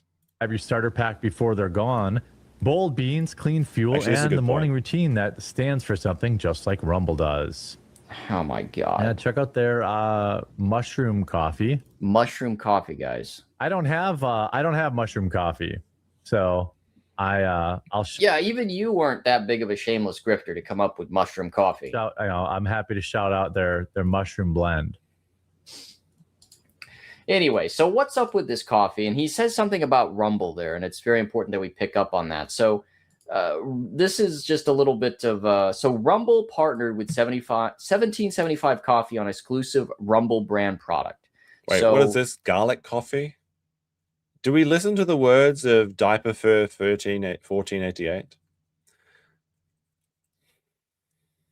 I don't know what to believe anymore because I pulled up the playboard and I realized that I was number 2 on New Zealand and I was being beaten by a raccoon furry. So maybe I should be listening to the furries. Maybe they are smarter than me. because that guy made like $700. Must be nice, eh? Garlic coffee is the best. I've tried like the bulletproof coffee, but like when you just add like the butter to the coffee, but that just made me fat. I don't know about garlic coffee though. That sounds pretty weird. I like orange coffee, unironically. You can get it from like, what my favorite one is. I'm actually like, when I was like a teenager, I tasted this delicious Blue Mountain spice coffee. It tasted like cinnamon, and it literally tasted exactly how I imagined the spice melange taste in the June books. And I've never been able to find this coffee again, and I'm constantly searching for the flavor, and nothing compares to it. I'm just like forever like remembering this lost taste. It's very disappointing. It's very zesty. Yeah, this is very zesty. It's the June references already. I mean, we're already basically 10 days away from the June. This goes into, why is Jeremy shilling this shit? It has to do with Rumble. So for some reason, here we got CEO Chris Pavlovsky. See, I'm not crazy about this. Okay, mushroom spores can spread through space, and even it's even called panspermia. There you go. That's what I like. Yes, the June references are coming home. For once, Rumble can easily fill unsold inventory with a product that will add recurring revenue to our bottom line. Isn't that nice when your coffee roaster just says, yeah, this is really good revenue for our bottom line, so buy this shill shit product. If large corporate advertisers are afraid to advertise with specific audiences, we will build the product lines to take them on. So this is like the... Rumble is a company, though. Like, this is ridiculous. Oh, we're just a small girl. We're just beating the mainstream media. Rumble is a for-profit corporation. Stop it. Like the Alex Jones products, where if you can't get advertisers, you have to like get your own products. I think the funniest one was when the Alex Jones supplements turned out they had soy in them, after he was constantly talking about how bad soy was. And this was like peak soy boy as an insult. When like, wasn't it like, was it Paul Joseph Watson, Prison Planet? He's like, soy boy, soy boy, soy boy. And then it turns out that the pills that he was shilling had soy in them. That was so funny. I remember that. Although, to be honest, I really do enjoy Paul Joseph Watson's, just the way he says things. He's got that iconic thing. It's kind of like how Ralph has kind of like an iconic voice that kind of just rattles around in your head sometimes. You can shill and use the broth? This media format that you have, or this media enterprise that you have to shill it. So so that's about Rumble, and that's about the coffee. So let's go onto their website, guys. And so this is their website. Now, what's the over-under you think? Rejuvenate anti-aging coffee pods. Wow, amazing. They're going to tell us where the coffee factory is. You think they're going to tell us where the coffee factory is? Where's the coffee factory? I highly doubt it. So here we got, so here we got your favorite grifters. We got Jimmy Dore. We got Russell Brand. We got Donald Trump Jr. More like Russell Brand Risk. Actually, I don't know anything about Russell Brand, but I just thought that was funny. He got canceled, didn't he? I don't know. I just remember the last time I saw him, he was in that movie where he's like a surf instructor or something. Then we got Kim Guilfoyle. I'm not sure who that is. I'm sorry. And so no. It's Russell Brand Russell. Okay. All right. We're done here. Corporate nonsense, just damn good coffee without the BS. So they're almost stealing CBC's kind of line there. And here we go, brewing through the bullshit. So we got Steven Crowder, Russell Brand, Dave Rubin, and Donald Trump Jr. And they photoshopped coffee mugs in their hands. Look at that. This is a better Photoshop than the one of Jeremy's videos. There's a really funny one. Let me just bring this up real quick. I'll play the video. Does Dave Rubin's hand really look like that? No, they photoshopped a coffee cup in their fucking hand, guys. Just shameless. Just shameless. And here we got... In you come, 1770... Whoa, okay, that's a little loud. They got these people doing ads for it. Stay connected. Brewing Rebellion, guys. So let's go ahead and learn more. Aren't you pumped up? I'm super pumped up. Now, coffee done right. Oh, is this not on YouTube? Is it on Rumble? I mean, that's like every coffee company in the world. They talk about getting coffee from Bolivia, which I don't even know if Bolivia is really known for coffee. Usually it's like Indonesia. I've had coffee from Bolivia before. That seems fine. This is the one that I was thinking of, though. If you go over to the quartering's live. What the fuck is that? If you go down here, this one, where it's like the quartering, and he's got some hand. It's like a woman's hand too. You can see that it's actually wearing like pink makeup. Let me try and get this. We've got to bring this into the crime lab. So we have to get rid of the breast milk picture. Just right there. And we will zoom in here. Crop that. Look at this. He's actually got a woman's hand for his coffee cup. It's the Tuesday morning show, and it's like pink fingernails. And the hand is the wrong way, right? Because the hand should be holding this way if it's holding a coffee cup. It's like some weird hand, like reversed hand. I mean, a lot of YouTubers do this, though, to be fair, is that you just have like a few default pictures of yourself, and then you get a few pictures of it. But like this is like some weird reverse, like, I guess maybe Melanie Mac the snake detached her elbow and inverted it around and then put their thumb at the fucking top. I don't know how. It's so, I know, like, he just thought he could get away with this. He can't. It's about integrity and ethics in YouTube thumbnails, chat. Okay, this is the hill that I'm gonna die on. Mel is Tiger. Did I forget to play that today? The Amalf. I know I played that. No, wait, that's the other one. All right, let's go back to the Luther Morgan video, which is very entertaining so far. It's so funny because Jeremy, like, if we go back to the hold on, I've got to read this again because we've got to add another thing to the list. So Weekend Warrior had a very funny Twitter post where he's got the Breaking Bad parody, and it's like, we had a good thing, you stupid son of a bitch. We had a channel, we had a Rumble deal, we had the subs, we had everything, and it all ran like clockwork. You could have read the slop and made milquetoast boring drumpf bad or based comments and made as much money as you ever needed. It was perfect, but no, you just had to blow it up. You and your pride and your fireballs and your ego. You just had to be the man. If you'd done the job, known your place, we'd be fine right now. Like, the so funny thing is, now Luther Morgan is apparently A-logging Big Coffee, and he's going to take it all down. And everyone's going to blame Jeremy for destroying this grift. He started with Jeremy, but now he's going after all the coffee companies. He's taken it to the top, chat. It's happening. Asia or Ethiopia or Colombia. I've never heard of Bolivia, but so meet Nicholas, our 1775 roastmaster. Now, who the hell is this guy? It's not even his last name. Is this a stock photo? What do you want, chat? Do you want the brown beans or the black beans? I don't know. There's something weird about these beans over here. I guess this is supposed to, like, it's like the desaturated photo and you drag it over and it like shows the colors and everything. But I don't know about these brown beans. Like, these are definitely the coffee brand coffee beans, and these are the any other brand's beans. Versus them, they have, of course, they have the highest standards and so forth. So let's check out the coffee guys. So now this is where we get really into the shameless drifting. So say what you will about Jeremby Hambly, he never claimed. Okay, he's a cuck. Palmer Media joined as a member. Thank you very much. That his coffee would reverse your aging. That's just total absolute BS. Okay, total absolute BS. So here we go. Rejuvenate anti-aging coffee. Rejuvenate 7075's special grade Bolivian blend is infused with 1 gram of calcium alpha keto whatever per 2 cups brewed. I believe that is keto glutarate. Which I don't even know if this, so we got some pseudoscientific bullshit going on. Let's go to the. They've got all these like old, like walled chicks that are drinking the coffee that's supposed to make you young too, by the way. So we got supplement facts. So it has not nutritional facts, guys, supplement facts. And it says, of course, this statement has not been evaluated by the U.S. Food and Drug Administration. Yeah, you're damn fucking right, it hasn't. So we keep scrolling down here, and they claim that if you drink this coffee, it's an anti-aging remedy. Can you sound like the quarter needs a stat? Maybe he can get his boys to swim again. Believe this bullshit? Can you believe that? So here we go down to like these 3 doctors. Now, I don't even know if these guys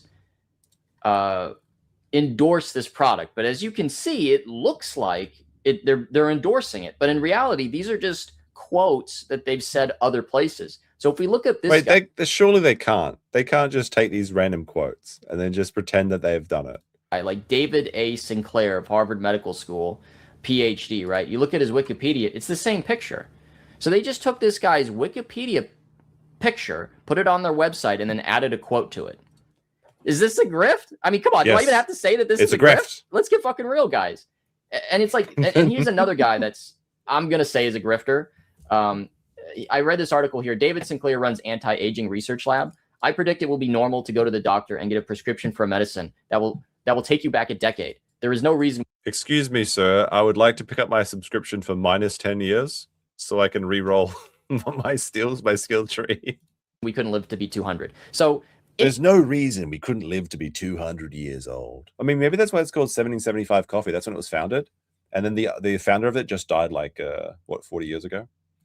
Anybody who tells you that you're going to live forever, it's a fucking lie. They're selling you, the Philosopher's Stone, basically. So here you got Brian Johnson. Now, this is the guy, he's got some... This Brian Johnson guy, like, the only thing he's achieved is going from looking American to looking British. That's the only thing he's achieved with his rejuvenation things. Interesting headgear, and he just writes anti-aging. Like this, Brian Johnson, if you're wondering, is the guy that like does the anti-aging like bullshit. And he's trying to pretend that he's like age 25 and he's getting like blood bags and replacing his plasma and things. And he wired his dick up with a bunch of like sensors. And he's like, yes, my nocturnal erections are at 4.5 per ream cycle. Premium. I was like, oh, okay, buddy. He's a real weird fella, but everybody knows about him. And I'm going to laugh when he dies at like 60. And then some smoker lives to like 80 because all of it he's doing is a nonsense waste of time.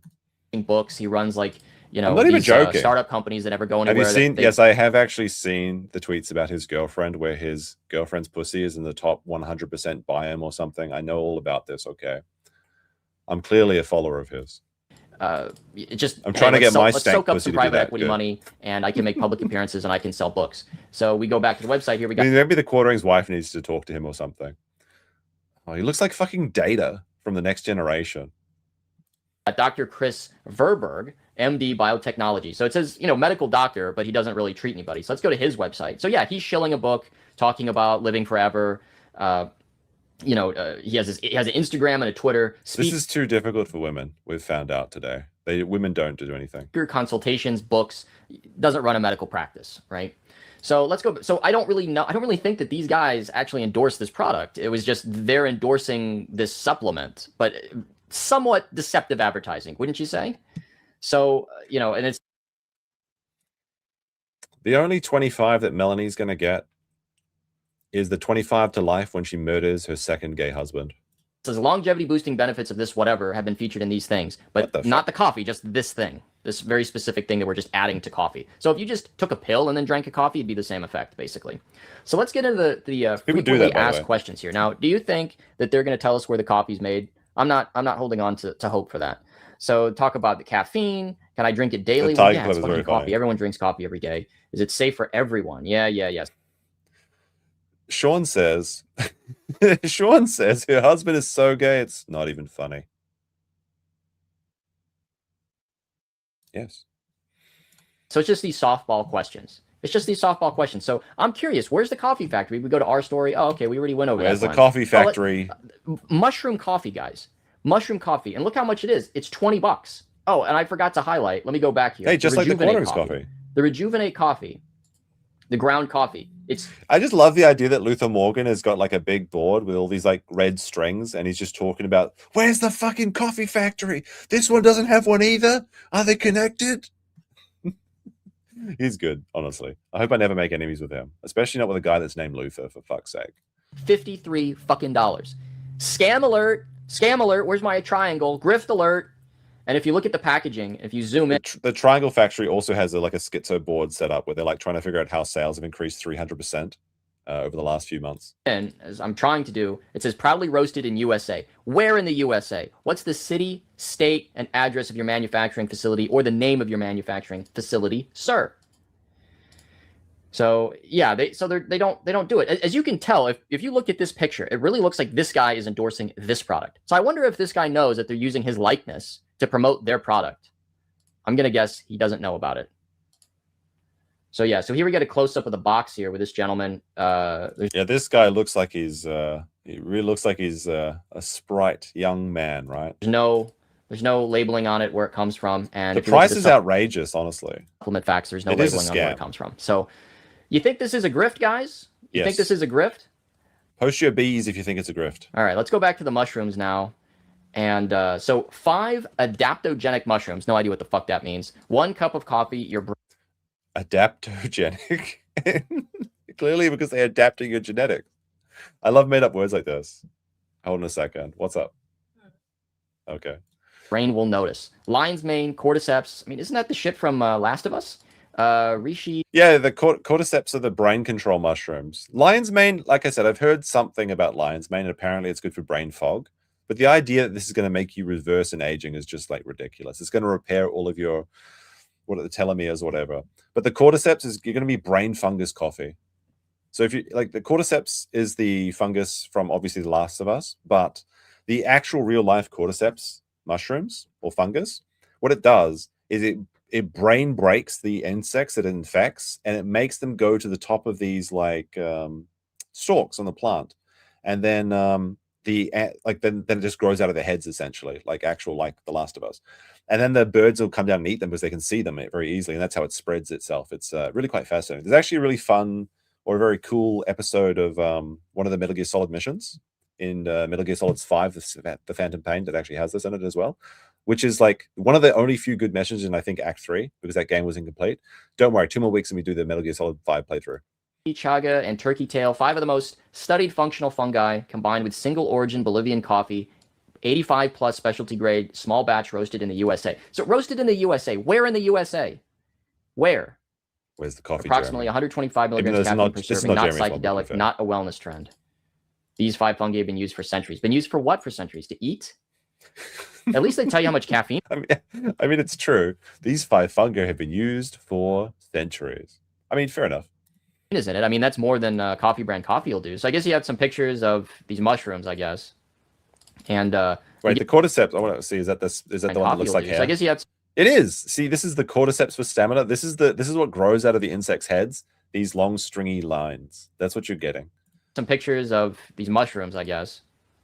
And we get some nutritional facts. So I guess it's one step ahead of coffee brand coffee. But if you zoom in on the bag here, it still doesn't tell you where it's from. Still doesn't tell you. So you think this is a grift, guys? You think this is a grift or what? I'm going to go ahead and say it's a grift, and that it's another white label upscale product that is super expensive. And here you have people. Let's I see that the sound is coming from the thing he's mousing over. And reishi boost focus. Cordyceps deliver clean, crash-free energy, and our Oh, sorry, it's a little bit loud. Let me go ahead and Lion's mane and reishi boost focus. Cordyceps deliver clean, crash-free energy, and our hand-picked Bolivian beans pack a bold flavor corporate coffee can't compete with. Right, corporate coffee can't compete with it. We're just backed by a giant company called Rumble, which is a for-profit. Yeah, exactly. On the Time to upgrade your coffee. 1775 Vitality coffee isn't just coffee; it's brain fuel. It's coffee for the bold, for the rebel. Wait, for the bull? Did he say it's coffee for the bull? Yes, it isn't just coffee; it's brain fuel. It's coffee for the bold, for the rebellious. Is it a grift yet, guys? You think it's a grift? It's time to make mornings great again. If your coffee tastes like it's been passed through the same filter as mainstream media headlines, well... Oh my god, I can't even get through this crap.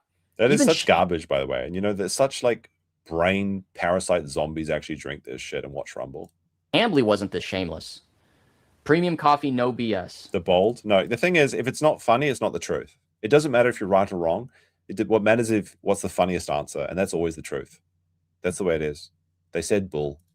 Oh my god. So because yes, it's funny. We will be doing a little bit of an investigation on this. I will be looking into it more, and I will... They get like 1775 Coffee is going to send their coffee assassins to take out Jeremy now because it's all his fault. We'll be asking them, where is the coffee factory? Where is this coffee made? Is their coffee compliant with the labeling requirements? Because I don't see the name of the factory or where it's made. So you know what? It's also tiresome. You know what you need? You need to pick out some coffee or perhaps some delicious tea from the dragonstreasure.com using code COPE. Not criminal. It's criminal that Sean is beating me in sales this year. I'm not going to get the bonus from the T-Man. Oh, here we go again, guys. Here we go again. So just wanted to make a quick little video. We will be looking... I mean, no additives except mushrooms. I mean, this shirt is 100% cotton and some wool. Into this one because this is an even bigger grift. Like Hambly thought he was a big grifter. He thought he was the big dog. Okay, And then he went to the dog That's the saddest thing is he wants to be a bigger grifter. He's just not successful at anything he does. park, and then Except he figured for, out that YouTube there were grifting. wolves at the dog park who were going to rip him to shreds, and it was this big corporate coffee grift that he was going up against. You know, he's the F-250. He went to the truck stop. He was next to 18-wheelers, and it made him feel small. This is an My code is 10% off, not 5%. amazing grift where they're talking about if you drink the mushroom coffee, your brain's going to work. If you drink the rejuvenate coffee, you're going to do anti-aging. And then they're stealing. You know, there's a river in New Zealand. I think it's called Kerosene Creek. It's like a geothermal river. It's got the amoeba brain parasites in it, so you're not supposed to put your head underwater. I actually did put my head underwater when I went there. Well, actually, I'm actually kind of lying. This story happened in Australia, but Australia has a similar brain parasite river. And my chat is constantly telling me this is why I'm like retarded, because of the brain parasites, amoebas. But I can tell you that my brain is better than the people that drink this coffee. All right. I'd rather have the brain parasites from the water than the cordyceps brain parasites. Lightness, like the doctor here. And they make their website look like he's endorsing their product when in fact he's not. So I wonder if he knows about that. And then they just pull pictures right off of fucking Wikipedia. I mean, it's ridiculous. Well, anyway, it doesn't matter. It's deceptive. Even Sean is using code through and through. This is a white label product that is marked way the hell up to extract as much cash from the gullible boomers who watch on Rumble. And it's shameless. Palma Media says that explains a lot. Well, I know enough that a lot isn't a word. It's a space lot. Okay. So maybe you have brain parasites of your own. Look it up. A lot is not a word. It's a space lot. I mean, but everyone makes that mistake, though. It's one of those things. It's like how people spell paid, like P-A-I-D-E-D, paided. People always spell like that. Anyway. And Jeremy's a part of it now because he realized he couldn't compete with the big dogs. He couldn't compete with the big can't grifters. compete. Well, I appreciate you sticking with me. We're going to be looking All at right, good stuff by Luther Morgan. So Jeremy's live right now, apparently. Do we want to do a little bit of stream sniping? See what he's up to? See if he's suffering. He's live right now. It's what is this? He's currently got 400 likes and 400 upvotes. He has to be paying for fucking bots. There's no way. Yesterday, this was 100 upvotes and 400 downvotes. He has to be paying for bots and paying for views and likes. We know from Ralph's leaked emails that it only costs $4 to get 100 likes and 100 views on YouTube. What is he even talking about? Let's take a quick look. The CEO called this a two-tier economy and recognized that the company needs to make eating McDonald's feel affordable again. This is last fall when he said that. It really is the McDonald's news channel. This is he's finally talking about stories that affect him, that he likes. To win back customers earlier this year, McDonald's launched several new value offerings, including the $3 menu and the $4 breakfast. Early signs showed these deals are working. Still, can we during get their some latest bees earnings in call, chat? the chain dropped some more bad news for its customers. On May 7th, McDonald's reported first quarter earnings results, revealing that 3.8% growth in global comparable sales and 3.9% in U.S. comparable sales, according to the company's Form 10-Q with the SEC.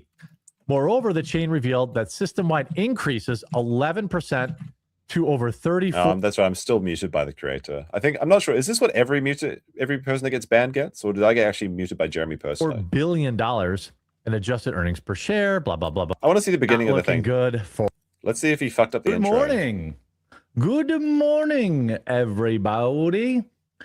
How are you all doing this morning? My smile and optimism. Pretty interesting news going on out in the world. We've got a CIA raid ? Did the CIA drugs ?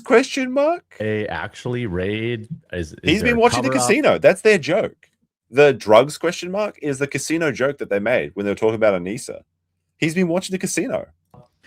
We have a streamer who, by at least all evidence I can find, was defending himself against a crazy there's Warski, man now charged with attempted murder. Pretty odd. What? Pretty odd to me, unless there's more. A bit odd in it. This guy shot someone? Attempted murder ? That's a bit odd. That's a bit odd. Like what are you looking for? The news that's just everything's okay? Is Jeremy just trying to get these legendary news pulls where you refresh the front page of CNN and it said everything's fine today? Oh, finally. Oh my goodness, everything's back to normal. What do you mean it's a bit odd? Or that we haven't seen? Possible. it's definitely possible. There's more we haven't Yes, seen, anything's fucking possible. in this altercation that led to him being charged. There's all sorts of weird stuff going on out there in the world, and it's for only example, Thursday. It's almost the weekend. Just good one more morning day. to the. I'm living for the testing weekend. the 9 Eastern time slot. He's and then we have slotless. the afternoon show still. So we're gonna take a look at that. Christy Gnome, a new question mark around Christy Gnome. Gnomes question mark. I want to play the gnome sound effect, but I don't have it lined up. Ooh. Not looking good for Christika her Gnome? and her Question alleged lover, Corey Lewandowski. I don't know. I don't really know exactly the Corey Lewandowski stuff. I don't really care about. This is the show. Apparently, there's some sort of significant money that got changed hand. So, So what? Oh, the camera died. It's odd. Very odd. In it. Got to be honest with you there. Who's just been honest? Holy Rudy shit, this is Giuliani, so ridiculous. Looking good. Looking better. Hello? There's that. No, I don't know. Tell me. I feel like I'm taking There's all crazy sorts of pills. interesting stuff. Such going as? on out there. How's your mornings going? How's your weekend morning going, chat? How's every whoozle in the chat? Dead air. And he said, Don't care about this stuff. Yeah. Good morning. Hold on. We gotta play Oh, the really? Yeah, goodbye horses. It looks like Well, we can't play on YouTube. We're gonna transition looks to like Kick he's in just a okay. second. I And we're gonna do a guess, short is what's a happening. short post show. Let's find the That goodbye works sorting horses. mail. Yeah. Oh wait, the goodbye boulders, right? That's the parody. Goodbye boulders. All that kind of stuff. Tulsi's deep state and deep grief. I don't know about that. What do you know? Anything? I'm not sure. I don't know about all that. I don't know about all that. All right, chat. We're gonna. He's slipping. I mean, everyone slips on stream. Let's be honest, but my internet's being a little bit fucky though, so that's kind of annoying. All right, what we're gonna do, chat, is we're gonna converge over to Kick for a short post stream. Yeah. All right. Well, so let's go. And then we're going to have a quick break with a song break, and then we're going to watch a little bit of quartering, and then we'll probably watch this bearing video about Styx, Hex, and Hammer. That's like 20 minutes, though. Yeah. We might be able to fit it in. I like to We do got the all post sorts of shows stuff. recently. Let's get into it here. There's all sorts of stuff. Yes, the camera's JER maxed. Getting closer to being ready at 9. He almost got up today. It's a big switch for me. Normally, I'm not live until 2 Eastern. All right. It's fucking over. We're going over to Kick. If you want to join the B crew, then go over to Kick. It's memecopium or kick.com/memecopium. I'll put the thing in the chat. Okay. We can have a short intermission while I refresh for a bit, and then we'll keep going. All right. So that post is going to be in the chat right now. I think what's happening is that my Firefox is crashing, I think. So it's B time. We'll play the outro for Jeremy, though. How's I'm